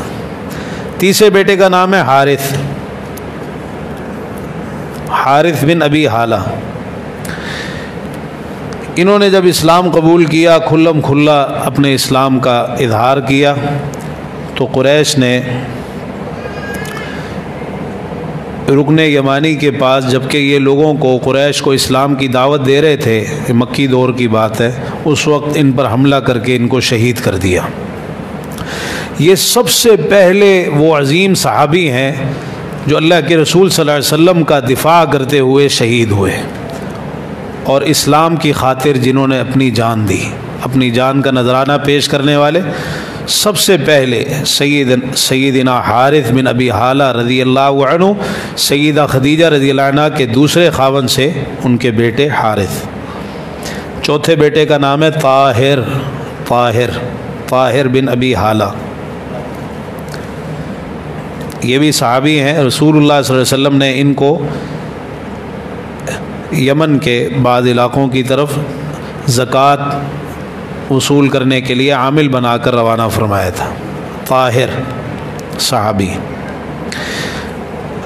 سیدہ خدیجہ رضی اللہ عنہ کے جب دوسرے خاوند ابو حالہ کا انتقال ہوا، اب ظاہر ہے شادی تو کرنی تھی، مختلف لوگوں نے نکاح کے پیغامات بھیجے، بڑے بڑے مالدار لوگ اور سردار، لیکن سیدہ خدیجہ نے سب کی پیشکشوں کو ٹھکرا دیا اور کسی سے شادی نہیں کی۔ جب رسول اللہ صلی اللہ علیہ وسلم کے بارے میں سیدہ خدیجہ رضی اللہ عنہ کو پتہ چلا اور آپ کے یہ سارے اوصاف، آپ کا کردار، اخلاق اور یہ ساری علامات، تو سیدہ خدیجہ نے آپ سے شادی کرنے کا پروگرام بنا لیا۔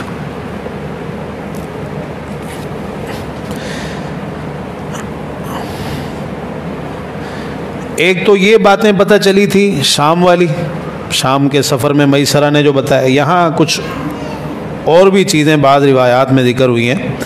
امام طبرانی رحمہ اللہ نے ایک واقعہ ذکر کیا ہے سیدنا جابر بن سمرہ رضی اللہ عنہ کا۔ کہتے ہیں کہ اللہ کے رسول صلی اللہ علیہ وسلم بکریاں چرایا کرتے تھے، یہ اس وقت کی بات، یعنی وہ چیزیں جن کی وجہ سے سیدہ خدیجہ رضی اللہ عنہ آپ کی طرف مائل ہوئیں، ان میں ایک یہ واقعہ بھی۔ تو کہتے ہیں کہ بکریاں مہنگی ہو گئیں اور آپ نے یہ کام چھوڑ دیا، پھر آپ اپنے ایک ساتھی کے ساتھ مل کر اجرت پر اونٹ چرانے لگے۔ تو آپ نے خدیجہ رضی اللہ عنہ کی بہن جو ہیں ان کے بھی اونٹ اجرت پر چرائے، تو آپ نے بھی اور آپ کے اس ساتھی نے بھی۔ اب جب اونٹ چرا کر واپس لے کے آئے تو خدیجہ رضی اللہ عنہ کی جو بہن تھی انہوں نے آپ کے ساتھی کو مزدوری ادا کر دی اور اجرت کا کچھ حصہ باقی رہ گیا۔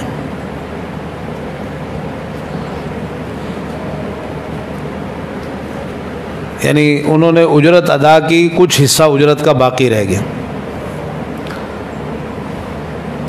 تو وہ جو آپ کا ساتھی تھا وہ خدیجہ رضی اللہ عنہ کی بہن کے پاس جاتا تھا اور جو اجرت باقی رہ گئی تھی اس کا تقاضا کرتا تھا جا کے، تو اس نے آپ سے بھی کہا کہ آپ بھی جائیں اور جو آپ کی اجرت باقی رہ گئی اس کا تقاضا کریں، تو آپ نے جانے سے انکار کیا، فرمایا اذهب انت فانی استحی، تم جاؤ مجھے تو شرم آتی ہے، میں نہیں جا رہا۔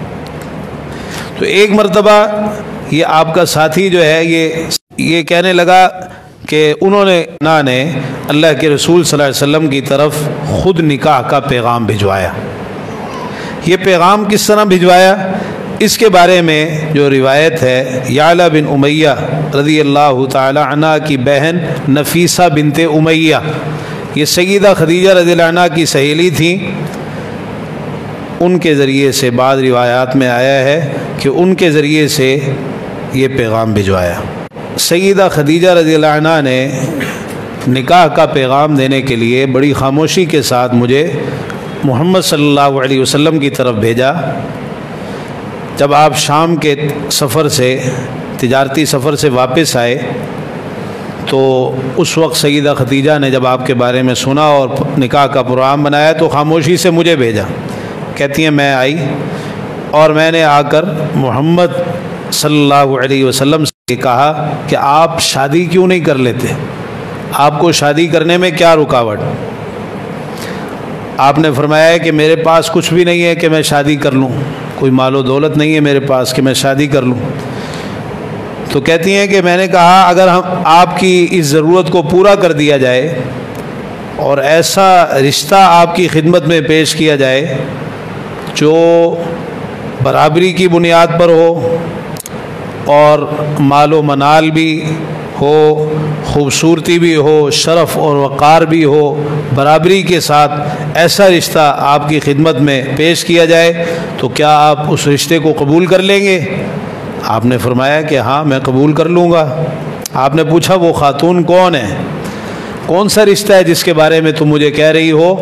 نفیسہ بنت امیہ رضی اللہ عنہ کہتی ہیں میں نے فوراً کہا کہ خدیجہ ہے، آپ ان سے شادی کر لیں گے؟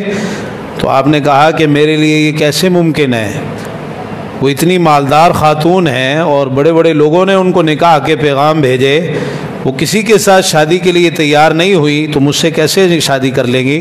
تو نفیسہ بنت امیہ کہتی ہیں میں نے کہا کہ آپ یہ معاملہ مجھ پہ چھوڑیے، بس آپ راضی ہو جائیں، یہ میرا کام ہے، ان کو میں راضی کروں گی۔ اصل میں انہوں نے تو پہلے سے ہی رضامندی ظاہر کر دی تھی نا، سیدہ خدیجہ نے ہی نفیسہ کی ڈیوٹی لگائی تھی کہ تم جاؤ اور جا کے اللہ کے رسول صلی اللہ علیہ وسلم کو قائل کرو۔ رسول اللہ صلی اللہ علیہ وسلم نے رضامندی ظاہر فرما دی۔ نفیسہ رضی اللہ عنہ کہتی ہیں میں فوراً جلدی خدیجہ رضی اللہ عنہ کے پاس آئی اور ان کو آ کے بتایا کہ میں نے اس طرح پیغام بھیجا ہے اور اس طرح میں نے بات کی ہے اور آپ نے رضامندی ظاہر کر دی۔ تو سیدہ خدیجہ نے رسول اللہ صلی اللہ علیہ وسلم کی خدمت میں پھر یہ پیغام بھجوایا کہ فلاں وقت میں آپ ہمارے پاس آ جائیں، اور ساتھ ہی سیدہ خدیجہ نے اپنے چچا عمر بن اسد کو بھی بلوا لیا۔ اپنے چچا عمر بن اسد کو، یہی ولی تھے سیدہ خدیجہ کے اس نکاح کے موقع پر، ان کے چچا عمر بن اسد۔ سیدہ خدیجہ نے اپنے چچا سے کہا کہ آپ میرا نکاح جو ہے وہ محمد صلی اللہ علیہ وسلم سے کر دیں۔ ادھر اللہ کے رسول صلی اللہ علیہ وسلم اس مقررہ دن پر اپنے چچاؤں کے ساتھ تشریف لے آئے۔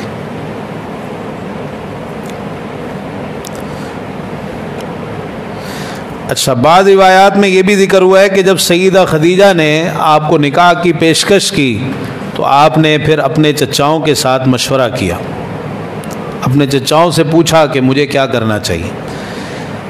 سیدنا حمزہ بن عبد المطلب رضی اللہ عنہ جو ہیں انہوں نے پوری طرح آپ کا ساتھ دیا اور فوری طور پر آپ کے ساتھ چلنے کے لیے تیار ہو گئے کہ بالکل آپ یہ شادی کریں اور میں آپ کے ساتھ چلتا ہوں۔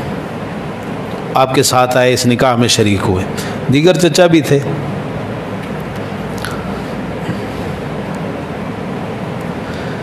تو بہرحال اس میں رسول اللہ صلی اللہ علیہ وسلم جب تشریف لائے، سیدہ خدیجہ رضی اللہ تعالی عنہ نے عروسی لباس جو ہے وہ پہن رکھا تھا، تو اس موقع پر پھر یہ نکاح ہوا۔ یہ نکاح آپ کے شام کے سفر سے واپس آنے کے 2 مہینے 25 دن کے بعد سفر کے مہینے میں ہوا، سفر کے آخر میں۔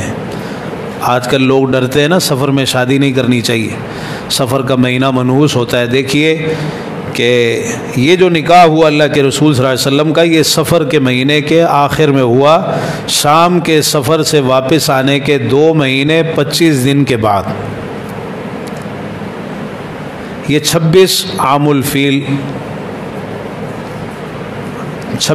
الفیل کی بات ہے۔ رسول اللہ صلی اللہ علیہ وسلم کی عمر مبارک 25 سال تھی، سیدہ خدیجہ رضی اللہ عنہ کی عمر 40 سال تھی۔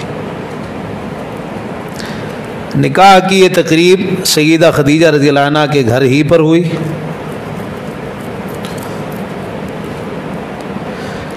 اس موقع پر سیدہ خدیجہ رضی اللہ عنہ نے ایک گائے بھی ذبح کی، لوگوں کے لیے کھانے کا اہتمام کیا، ضیافت کا اہتمام کیا۔ اپنی طاقت کے مطابق اگر ایسا کام کر لیا جائے تو اس میں کوئی حرج نہیں۔ بعض لوگ اس کو بالکل معیوب سمجھتے ہیں کہ نہیں دلہن کے گھر سے کچھ بھی نہیں کھانا۔ ہاں، ان پر بوجھ نہیں ڈالنا چاہیے، ان کے لیے ان کو مشقت میں نہیں ڈالنا چاہیے، جس طرح ہمارے معاشرے میں آج کل ہوتا ہے، ایک لمبی لسٹ دی جاتی ہے، جی ہم اتنے بندے آئیں گے، پورا لشکر لے کے آئیں گے۔ تو یہ چیزیں غلط ہیں، لیکن اگر اپنی استطاعت کے مطابق کام کیا جائے تو یہ جائز ہے۔ سیدہ خدیجہ رضی اللہ عنہ نے ایک گائے ذبح کی تھی اس موقع پر۔ اللہ کے رسول صلی اللہ علیہ وسلم کے چچا بھی ساتھ تھے، ابو طالب بھی موجود تھے۔ قریش کے سرداروں میں سے تقریباً 10 افراد شریک تھے۔ آپ کے چچاؤں میں ابو طالب اور سیدنا حمزہ تھے۔ سیدنا عمار بن یاسر رضی اللہ عنہما کی ایک روایت ہے جس سے پتہ چلتا ہے وہ بھی اس موقع پر موجود تھے اس نکاح کی تقریب میں۔ سیدہ خدیجہ کے جو ولی تھے جنہوں نے نکاح کرایا وہ چچا عمر بن اسد تھے۔ بعض روایتوں میں والد کا بھی ذکر ہوا ہے، لیکن امام شعیلی رحمہ اللہ کہتے ہیں کہ صحیح بات یہ ہے کہ یہ نکاح سیدہ خدیجہ کے والد نے نہیں بلکہ عمر بن اسد سیدہ خدیجہ کے چچا نے کرایا تھا۔ تو جو سیدہ خدیجہ کے والد تھے وہ جنگ فجار سے پہلے فوت ہو گئے تھے، یعنی اس نکاح کے وقت وہ موجود ہی نہیں تھے، جنگ فجار سے پہلے ہی ان کا انتقال ہو گیا تھا، سیدہ خدیجہ کے والد خویلد بن اسد کا۔ نکاح کا خطبہ اللہ کے رسول صلی اللہ علیہ وسلم کے چچا ابو طالب نے پڑھا تھا، اور اس خطبے میں انہوں نے آپ کی شان، آپ کی عظمت، آپ کی فضیلت کا ذکر کیا، اور بتایا کہ اللہ کے رسول صلی اللہ علیہ وسلم جو ہیں وہ شرف میں، مرتبے میں، فضیلت اور دانائی میں پورے قریش میں کوئی بھی آدمی ان کے ہم پلہ نہیں ہے، اور جس سے بھی مقابلہ آپ کا کیا جائے آپ اس سے بڑھ کر عظمت والے ثابت ہوں گے۔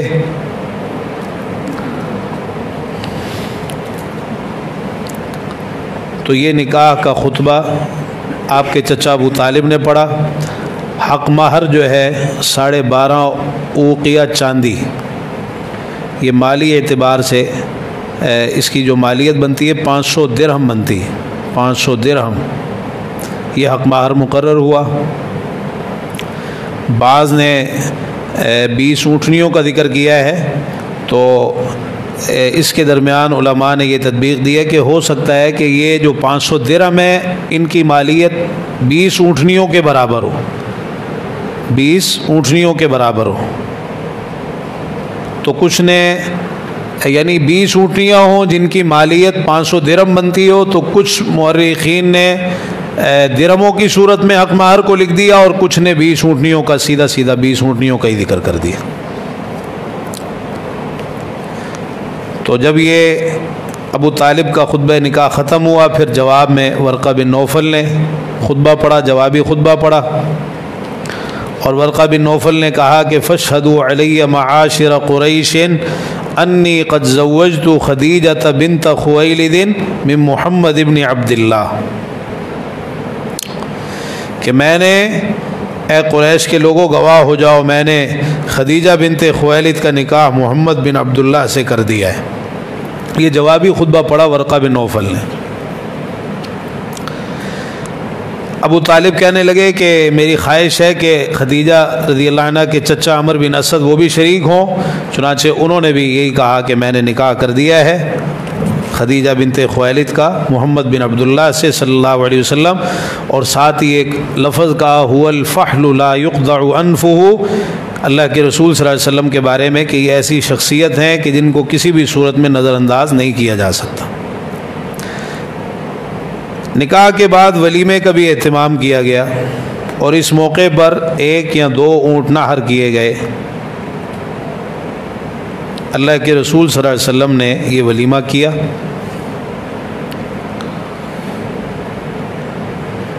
اور یہ بعض روایات میں بیان ہوا ہے کہ سیدہ خدیجہ رضی اللہ عنہ نے اللہ کے رسول صلی اللہ علیہ وسلم سے کہا کہ آپ جائیں اور 1 یا 2 اونٹ نحر کر کے لوگوں کو کھانا کھلائیں، یعنی لوگوں کی دعوت کریں، ولیمے کا اہتمام کریں۔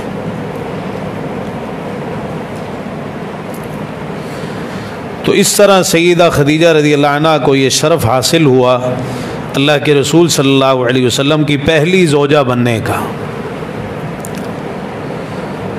اس وقت کا یہ رواج تھا کہ دلہا جو تھا وہ 3 دن کے لیے دلہن کے گھر میں رہتا تھا، اپنے اپنے رواج ہوتے ہیں، تو اس وقت یہ رواج تھا۔ رسول اللہ صلی اللہ علیہ وسلم اس نکاح کے بعد مستقل طور پر سیدہ خدیجہ رضی اللہ عنہ کے گھر میں رہائش پذیر ہو گئے تھے۔ اس شادی کے بعد مستقل طور پر اللہ کے رسول صلی اللہ علیہ وسلم سیدہ خدیجہ رضی اللہ عنہ کے گھر میں رہائش پذیر ہو گئے، اور جتنی بھی آپ کی اولاد ہوئی وہ ساری اسی گھر میں ہوئی، حتیٰ کہ سیدہ خدیجہ رضی اللہ عنہ نے وفات پائی، اور ہجرت تک آپ پھر اسی گھر میں رہے، یہاں تک کہ آپ مدینہ منورہ ہجرت کر گئے، اور آپ کے ہجرت کر جانے کے بعد یہ گھر معتب بن ابی لہب کے قبضے میں آیا۔ ابو لہب کے بیٹے معتب، یہ مسلمان تھے، صحابی تھے رضی اللہ عنہ، ان کے قبضے میں آیا۔ یہ اللہ کے رسول صلی اللہ علیہ وسلم کے ہمسائے تھے۔ جب آپ ہجرت کر کے چلے گئے تو یہ مکان جو ہے انہوں نے اپنے قبضے میں کر لیا۔ سیدہ خدیجہ رضی اللہ عنہ جو ہیں ان کے فضائل اور ان کی عظمت اور ان کی خدمات یہ آپ انشاءاللہ آگے پڑھتے رہیں گے۔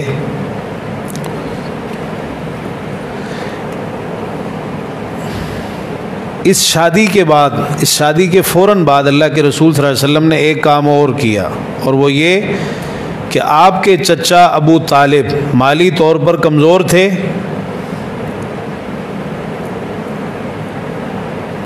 اور ان کا خاندان خاصا بڑا تھا، اور ان دنوں مکہ مکرمہ میں قحط سالی تھی۔ آپ اپنے چچا عباس رضی اللہ عنہ کے پاس گئے اور جا کے کہا کہ بنو ہاشم جو ہیں ان کی اقتصادی حالت اچھی نہیں ہے، یعنی سیدنا عباس رضی اللہ عنہ جو ہیں یہ مالدار تھے، بنو ہاشم میں یہ سب سے زیادہ مالدار تھے، تو اس وقت قحط سالی تھی، تو آپ نے عباس رضی اللہ عنہ سے جا کے کہا کہ قحط سالی کا دور ہے، ابو طالب جو آپ کے بھائی ہیں یہ غریب ہیں، اور ان کا خاندان کنبہ بھی بڑا ہے، تو کیوں نہ ایسا کریں کہ ان کا بوجھ ہلکا کریں، چلتے ہیں تو ان کے ایک بیٹے کو میں رکھ لیتا ہوں، ایک کو آپ اپنے پاس رکھ لیں، تو ہم ان کے بچوں کی کفالت کرتے ہیں۔ سیدنا عباس رضی اللہ عنہ مان گئے، ابو طالب کے پاس گئے، تو اس موقع پر اللہ کے رسول صلی اللہ علیہ وسلم نے سیدنا علی رضی اللہ عنہ کو اپنی کفالت میں لیا،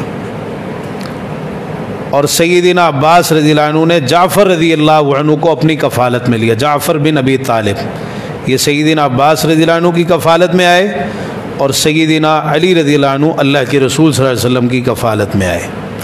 تو سیدنا علی رضی اللہ عنہ کی جو ولادت ہوئی تھی یہ سیدہ خدیجہ سے آپ کے نکاح کے 5 سال بعد ہوئی تھی، سیدہ خدیجہ سے آپ کے نکاح کے 5 سال بعد، بعثت سے 10 سال پہلے سیدنا علی رضی اللہ تعالیٰ عنہ کی ولادت ہوئی۔ سیدہ خدیجہ رضی اللہ عنہ نے ایک غلام بھی آپ کی خدمت میں تحفے کے طور پر پیش کیا تھا، جن کو زید بن حارثہ رضی اللہ تعالی عنہما کے نام سے جانا جاتا ہے۔ یہ غلام آپ کی خدمت کے لیے سیدہ خدیجہ رضی اللہ عنہ نے بطور تحفہ پیش کیا تھا، آپ نے ان کو آزاد کر دیا تھا۔ اور زید رضی اللہ عنہ کا وہ واقعہ ہے کہ زید رضی اللہ عنہ جو ہے یہ اپنی والدہ کے ساتھ جا رہے تھے،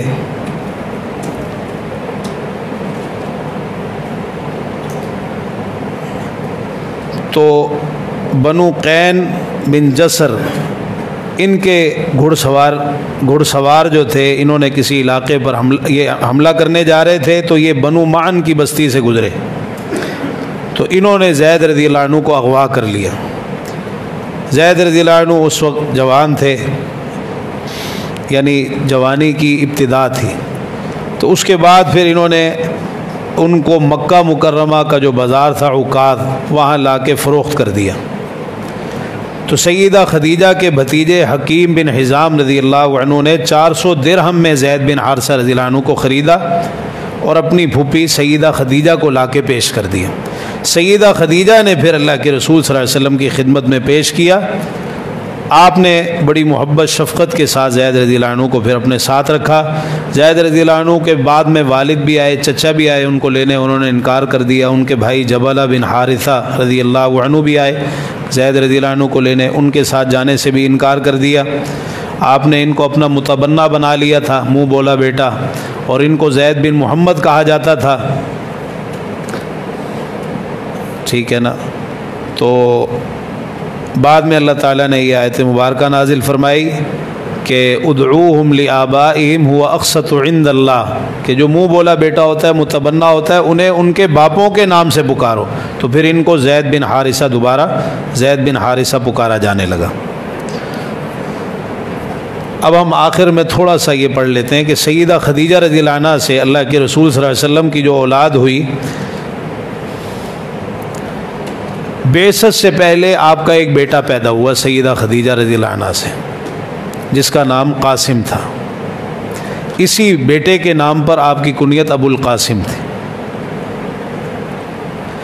اس کے علاوہ 4 بیٹیاں ہوئیں بعثت سے پہلے، ایک بیٹا قاسم ہوا اور 4 بیٹیاں ہوئیں۔ یہ 4 بیٹیاں زینب، رقیہ، ام کلثوم اور فاطمہ رضی اللہ عنہن تھی۔ زینب، رقیہ، ام کلثوم اور فاطمہ۔ بعثت کے بعد ایک اور بیٹا پیدا ہوا سیدہ خدیجہ سے، اس کا نام عبداللہ تھا۔ بعد ایک اور عبداللہ تھا، طیب اور طاہر اس کا لقب تھا۔ بعد نے یہ سمجھا شاید طیب اور طاہر الگ بیٹے تھے، طیب طاہر الگ بیٹے نہیں تھے، بلکہ عبداللہ جو بیٹا بعثت کے بعد پیدا ہوا اسی کے یہ دونوں لقب تھے، طیب اور طاہر۔ اللہ کے رسول صلی اللہ علیہ وسلم کے یہ جو بیٹے تھے نا دونوں، قاسم اور دوسرے کون تھے؟ عبداللہ۔ قاسم اور عبداللہ یہ دونوں چھوٹی عمر میں ہی، بچپن میں ہی فوت ہو گئے تھے، بچپن میں ہی فوت ہو گئے۔ اور یہ جو 4 بیٹیاں تھیں آپ کی، زینب، رقیہ، ام کلثوم اور فاطمہ رضی اللہ عنہن، یہ جو آپ کی بیٹیاں تھیں، ان میں سے 3 آپ کی حیات طیبہ میں فوت ہوئیں، اور ایک بیٹی سب سے چھوٹی آپ کی لخت جگر سیدہ فاطمہ الزہراء رضی اللہ تعالی عنہ، یہ آپ کی وفات کے 6 مہینے بعد فوت ہوئی۔ آپ کے دنیا سے جانے کے 6 مہینے کے بعد یہ فوت ہوئی۔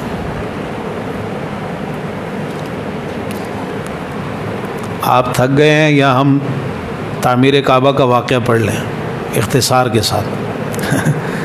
اللہ کے رسول صلی اللہ علیہ وسلم کی عمر مبارک 35 سال کی ہوئی تو تعمیر کعبہ کا واقعہ پیش آیا۔ 35 سال، 35 یعنی بعثت سے 5 سال پہلے۔ اصل میں بیت اللہ کی عمارت انتہائی بوسیدہ ہو گئی تھی، اور اس کی جو چنائی تھی وہ گارے کے بغیر ہوئی تھی بیت اللہ کی عمارت کی۔ دروازہ زمین سے متصل تھا، چھت بھی اس وقت بیت اللہ کی موجود نہیں تھی، تو قریش کو ہر وقت یہ ڈر لگا رہتا تھا کہ کہیں عمارت گر نہ جائے، تو وہ سوچ بچار کر رہے تھے کہ کیوں نہ یہ عمارت دوبارہ بنا دی جائے۔ بعد میں کچھ اور بھی ایسے اسباب پیدا ہوئے جن کی وجہ سے وہ مجبور ہو گئے اس عمارت کو دوبارہ بنانے پر۔ بیت اللہ جو تھا یہ شہر کے نشیب میں واقع تھا، تو سیلاب وغیرہ جب آتا تھا تو انہوں نے سیلاب سے بچاؤ کے لیے مکہ مکرمہ کی بالائی جانب پہاڑوں میں ایک بند باندھا ہوا تھا۔ پہاڑوں میں مکہ مکرمہ کی بالائی جانب ایک بند باندھا ہوا تھا کہ اگر کبھی اتنی تیز بارش ہو تو سیلاب کا پانی جو ہے اس کو روکا جا سکے۔ لیکن پھر بھی سیلاب بعض دفعہ بہاؤ اتنا تیز ہوتا تھا اس کا کہ وہ بند کو پھلانگ کر نیچے آ جاتا تھا اور بیت اللہ کی عمارت سے پانی ٹکراتا تھا۔ تو قریش کے لوگ ڈرتے تھے کہ کہیں ایسا نہ ہو کہ پانی کعبہ میں داخل ہو جائے۔ اب اللہ کی قدرت کے سیلاب آیا، اور وہ سیلاب اتنی تیزی سے آیا اور اتنا زوردار سیلاب تھا کہ کعبہ کے اندر پانی داخل ہو گیا۔ یعنی قریش کا جو خطرہ تھا وہ عملی صورت میں سامنے آیا کہ بیت اللہ کی عمارت میں پانی داخل ہوا، جس کی وجہ سے عمارت کو شدید نقصان پہنچا اور جو پرانی دیواریں تھیں ان میں دراڑیں آ گئیں۔ اس وقت جو بیت اللہ کی دیواریں تھیں وہ عام آدمی کے قد سے کچھ زیادہ اونچی نہیں تھی، اب تو بہت اونچی ہے نا، اس وقت اتنی اونچی نہیں تھی، اور ارد گرد کوئی حفاظتی دیوار بھی نہیں تھی۔ ایک یہ سبب ہوا، دوسرا سبب یہ ہوا کہ امام زہری رحمہ اللہ نے اس کا ذکر کیا کہ ایک عورت جو ہے وہ بیت اللہ کو بخور کی دھنی دے رہی تھی۔ بخور خوشبو ہے، خوشبو یہ جلاتے ہیں، تو اس کی دھنی دے رہی تھی۔ ایک شرارہ اڑا، ایک چنگاری اڑی اور بیت اللہ کے غلاف پر جا پڑی، جس سے آگ لگ گئی۔ آگ لگ گئی اور بیت اللہ کی عمارت کو اس سے بھی شدید نقصان ہوا۔ تیسرا سبب یہ ہوا کہ بیت اللہ کے اندر ایک کنواں تھا جس میں بیت اللہ کا پرانا قدیم خزانہ پڑا ہوا تھا۔ جو لوگ کعبہ کو آ کے نذرانے دیتے تھے وہ سارا مال وہاں موجود تھا، تو وہ خزانہ چوری ہو گیا۔ اس میں سونے کے 2 ہرن بھی تھے۔ بعد میں یہ خزانہ بنو ملیح بن عمر خزاعی، ان کا ایک غلام تھا جس کا نام دوئیک تھا، دوئیک، دال واو یا باریک کاف، دوئیک، اس سے یہ خزانہ بعد میں برآمد ہوا اور چوری کے جرم میں اس کا ہاتھ بھی کاٹا گیا۔ اور یہ پتہ چلا کہ اصل چور جو تھا یہ حارث بن عامر بن نوفل تھا، اس نے یہ خزانہ چرایا تھا اور دوئیک کے پاس رکھوا دیا تھا۔ بعد میں جب تفتیش ہوئی تو یہ بات سامنے آئی، تو انہوں نے پھر حارث بن عامر بن نوفل کو 10 سال کے لیے مکہ سے باہر نکال دیا، جلا وطن کر دیا اس جرم میں۔ تو اب اس وجہ سے قریش چاہتے تھے کہ بیت اللہ کی عمارت کو محفوظ کیا جائے، اس طرح تو چوریاں ہو جائیں گی، یہ خزانے چوری ہو جائیں گے۔ یہ مختلف اسباب تھے جو جمع ہوئے بیت اللہ کی تعمیر پر۔ اللہ کے رسول صلی اللہ علیہ وسلم کے والد جناب عبداللہ، ان کے ماموں تھے ابو وہب بن عمر بن عائذ مخزومی، ابو وہب بن عمر بن عائذ مخزومی۔ انہوں نے بیت اللہ کا ایک پتھر اکھاڑا، تو وہ پتھر ان کے ہاتھ سے اچھل کر واپس اپنی جگہ پہ آ گیا۔ یہ غیر معمولی واقعہ ہوا کہ جب انہوں نے بیت اللہ کا ایک پتھر اکھاڑا تو وہ اچھل کر واپس اپنی جگہ پہ آیا۔ ابو وہب نے اس موقع پر قریش کے لوگوں کو مخاطب کیا، کہا بیت اللہ کی تعمیر میں ہر شخص صرف اپنی حلال کمائی لگائے، حرام کمائی نہ لگائے، چونکہ اس کا حلال حرام کی تمیز تو تھی نہیں۔ تو ابو وہب نے سب سے پہلے ان کو یہ واقعہ ہوا، جس کے بعد ان کو ترغیب دلائی، تلقین کی، تاکید کی کہ بھائی حرام مال استعمال نہیں کرنا، حلال اور پاکیزہ کمائی استعمال کرنی ہے۔ اسی طرح جو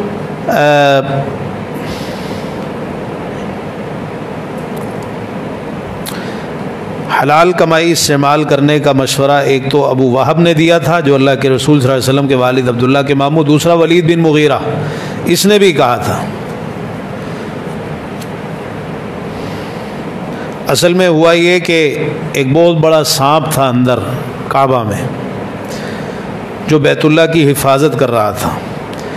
قریش کے لوگ آگے بڑھتے تو وہ یہ ان کو پھنکارتا تھا، ڈراتا تھا، تو پیچھے ہٹ جاتے تھے۔ تو جب یہ منظر دیکھا تو سارے مقام ابراہیم کے پاس جمع ہوئے۔ ولید بن مغیرہ نے ان سے پوچھا کہ بتاؤ کہ تم جو کعبہ کی عمارت کو گرانا چاہتے ہو، اس سے تمہارا مقصد بھلائی کے سوا کچھ اور بھی ہے؟ سب نے کہا کہ نہیں، ہمارا مقصد اچھا ہے، نیک ہے، اور کوئی مقصد نہیں ہے، ہم اس کو دوبارہ تعمیر کرنا چاہتے ہیں۔ ولید بن مغیرہ نے کہا کوئی ڈر نہیں ہے، جو مصلحین ہوتے ہیں اللہ تعالیٰ ان کو ہلاک نہیں کرتا، لیکن تم نے یہ کام کرنا ہے کہ اللہ کے اس گھر کی تعمیر میں حلال مال استعمال کرنا ہے، سود کا پیسہ، جوئے کا پیسہ، بدکاری کی کمائی اور اس قسم کی غلط کمائی بالکل نہیں لگانی۔ اللہ تعالیٰ پاک ہے، پاکیزہ چیز کوئی قبول کرتا ہے۔ اب سب نے اتفاق کیا کہ حلال کمائی لگائیں گے، حرام کمائی استعمال نہیں کریں گے۔ ادھر اللہ کا کرنا ایسا ہوا کہ رومیوں کا ایک بحری جہاز تھا جو حبشہ میں ایک گرجے کی تعمیر کے لیے بڑا قیمتی سامان لے کے جا رہا تھا۔ بڑی قیمتی لکڑی تھی جو اس بحری جہاز کے اندر تھی، اور حبشہ میں ایک گرجا تعمیر کرنا تھا، اس کے لیے لے کے جا رہے تھے۔ وہ جو جہاز تھا وہ شعیبہ کے ساحل سے ٹکرا کر ٹکڑے ٹکڑے ہو گیا۔ یہ جدہ کے جنوب میں شعیبہ، اس کے ساحل سے ٹکرا کر ٹکڑے ٹکڑے ہو گیا۔ تو یہ مختلف اس میں جو ساز و سامان تھا اس میں یہ قیمتی لکڑی بھی موجود تھی۔ قریش کو اس حادثے کا پتہ چلا تو انہوں نے پروگرام بنایا کہ ہم وہ سامان خرید لیتے ہیں، وہ لکڑی خرید لیتے ہیں، اور بڑی قیمتی وہ لکڑی ہے، ہم اسے کعبہ کی تعمیر میں استعمال کریں گے۔ خیر یہ گئے اور ولید بن مغیرہ کی قیادت میں یہ وفد گیا۔ انہوں نے جا کے وہ جو رومی تاجر تھے ان سے بات کی، انہوں نے شرط لگائی، کہنے لگے کہ اچھا ایک شرط پہ بیچیں گے کہ جو تمہارا تجارتی قافلہ ہوتا ہے کہ قریش کے لوگ اپنے تجارتی قافلے کے ساتھ ہمارا بھی تجارتی ساز و سامان خشکی کے راستے سے شام کی طرف لے کے جائیں گے، اس شرط پر ہم تمہیں یہ لکڑی بیچتے ہیں۔ اور دوسرا یہ کہ قریش نے رومیوں کو پیشکش کی کہ تم ہمیں یہ لکڑی بیچ دو، ہم تم سے کوئی ٹیکس وصول نہیں کریں گے۔ تو اس وقت یہ طریقہ کار تھا کہ جو بھی رومی تاجر مکہ میں آتا، مکہ والے 10واں حصہ بطور ٹیکس اس سے لیتے، اور اگر یہ مکہ والے روم جاتے تو رومی ان سے 10واں حصہ بطور ٹیکس لیا کرتے تھے۔ تو انہوں نے ٹیکس معاف کیا قریش کے لوگوں نے۔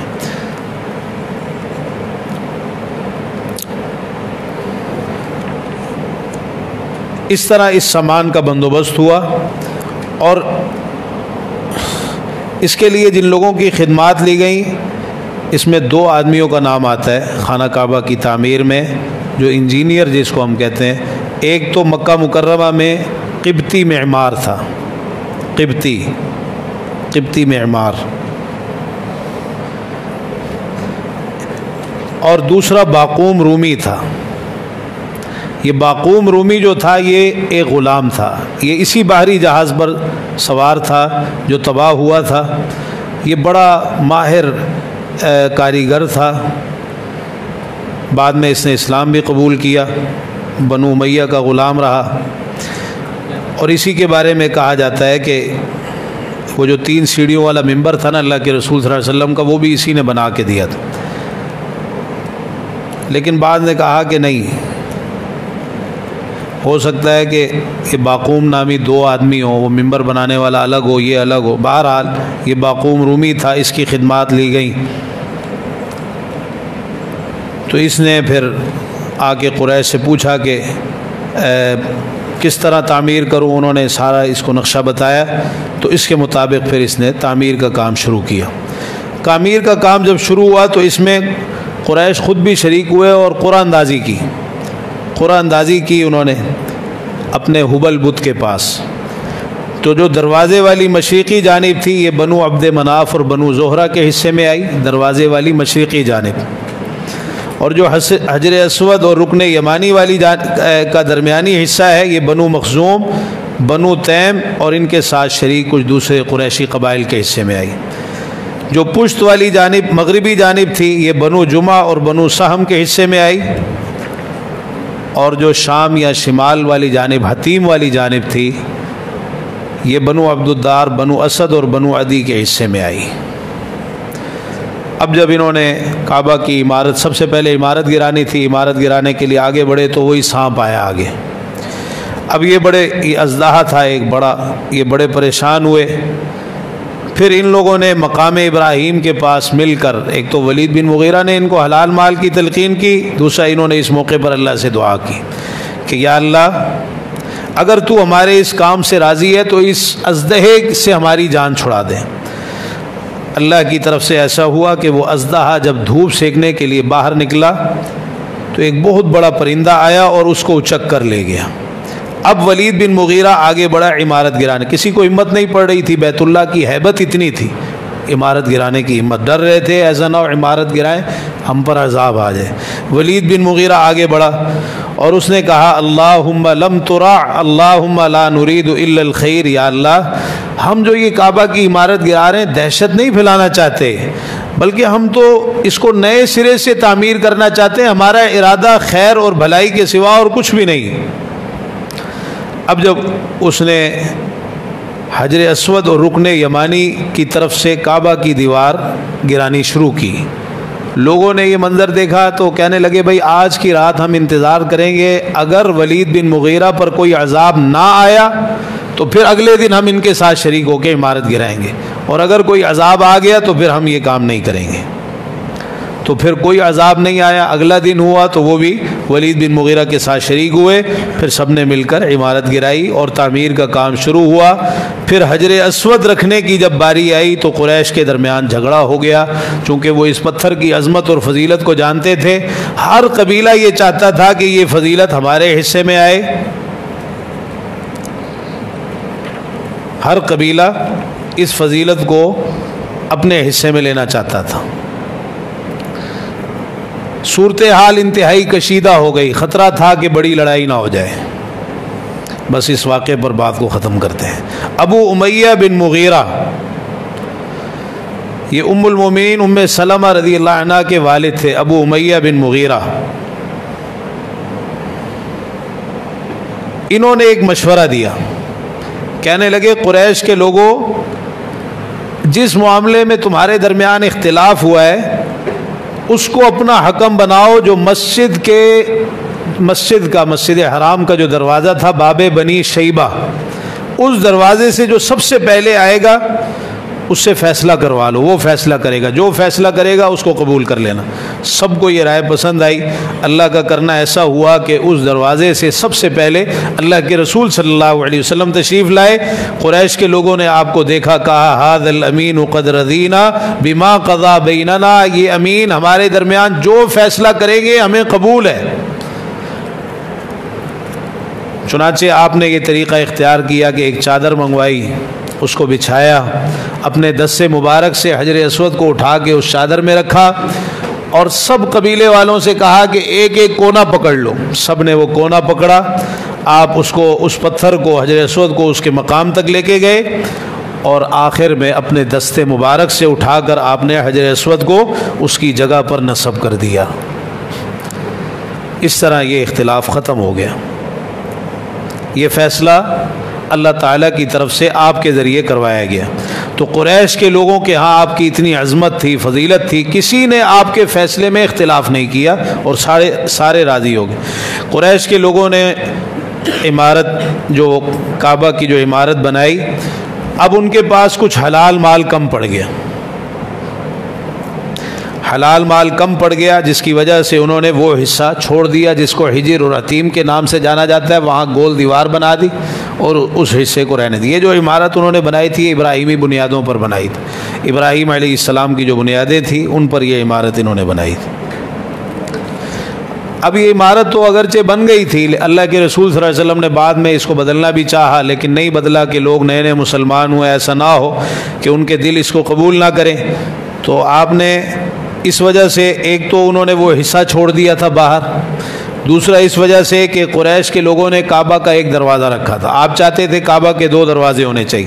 تیسرا ایک غلط کام قریش نے یہ کیا کہ دروازے کو اونچا کر دیا تاکہ وہی اندر جائے جس کے بارے میں وہ چاہیں، اور قریش کے لوگ اس طرح کرتے تھے کہ جس کے بارے میں پسند نہیں کرتے تھے وہ اوپر چڑھنے لگتا، اس کو دھکا دے کے نیچے گرا دیتے تھے۔ تو آپ نے اس چیز کو بالکل بھی پسند نہیں کیا۔ یہ تعمیر کعبہ کا واقعہ ہے، انشاءاللہ اگلا حصہ بعد میں پڑھیں گے۔ اللہ تعالیٰ ہمیں توفیق عطا فرمائے اور ہمارا یہاں بیٹھنا قبول فرمائے۔ ابو طالب کا نام کیا ہے؟ ابو طالب کا نام بتائیں ذرا۔ میں نے اپنے دماغ پہ زور دیا پچھلی دفعہ جب یہ بات ہوئی، تو پھر سوچا کہ یہ تو آپ کو پڑھایا ہے پہلے۔ ابو طالب کا نام بتا دیں آج کسی کو۔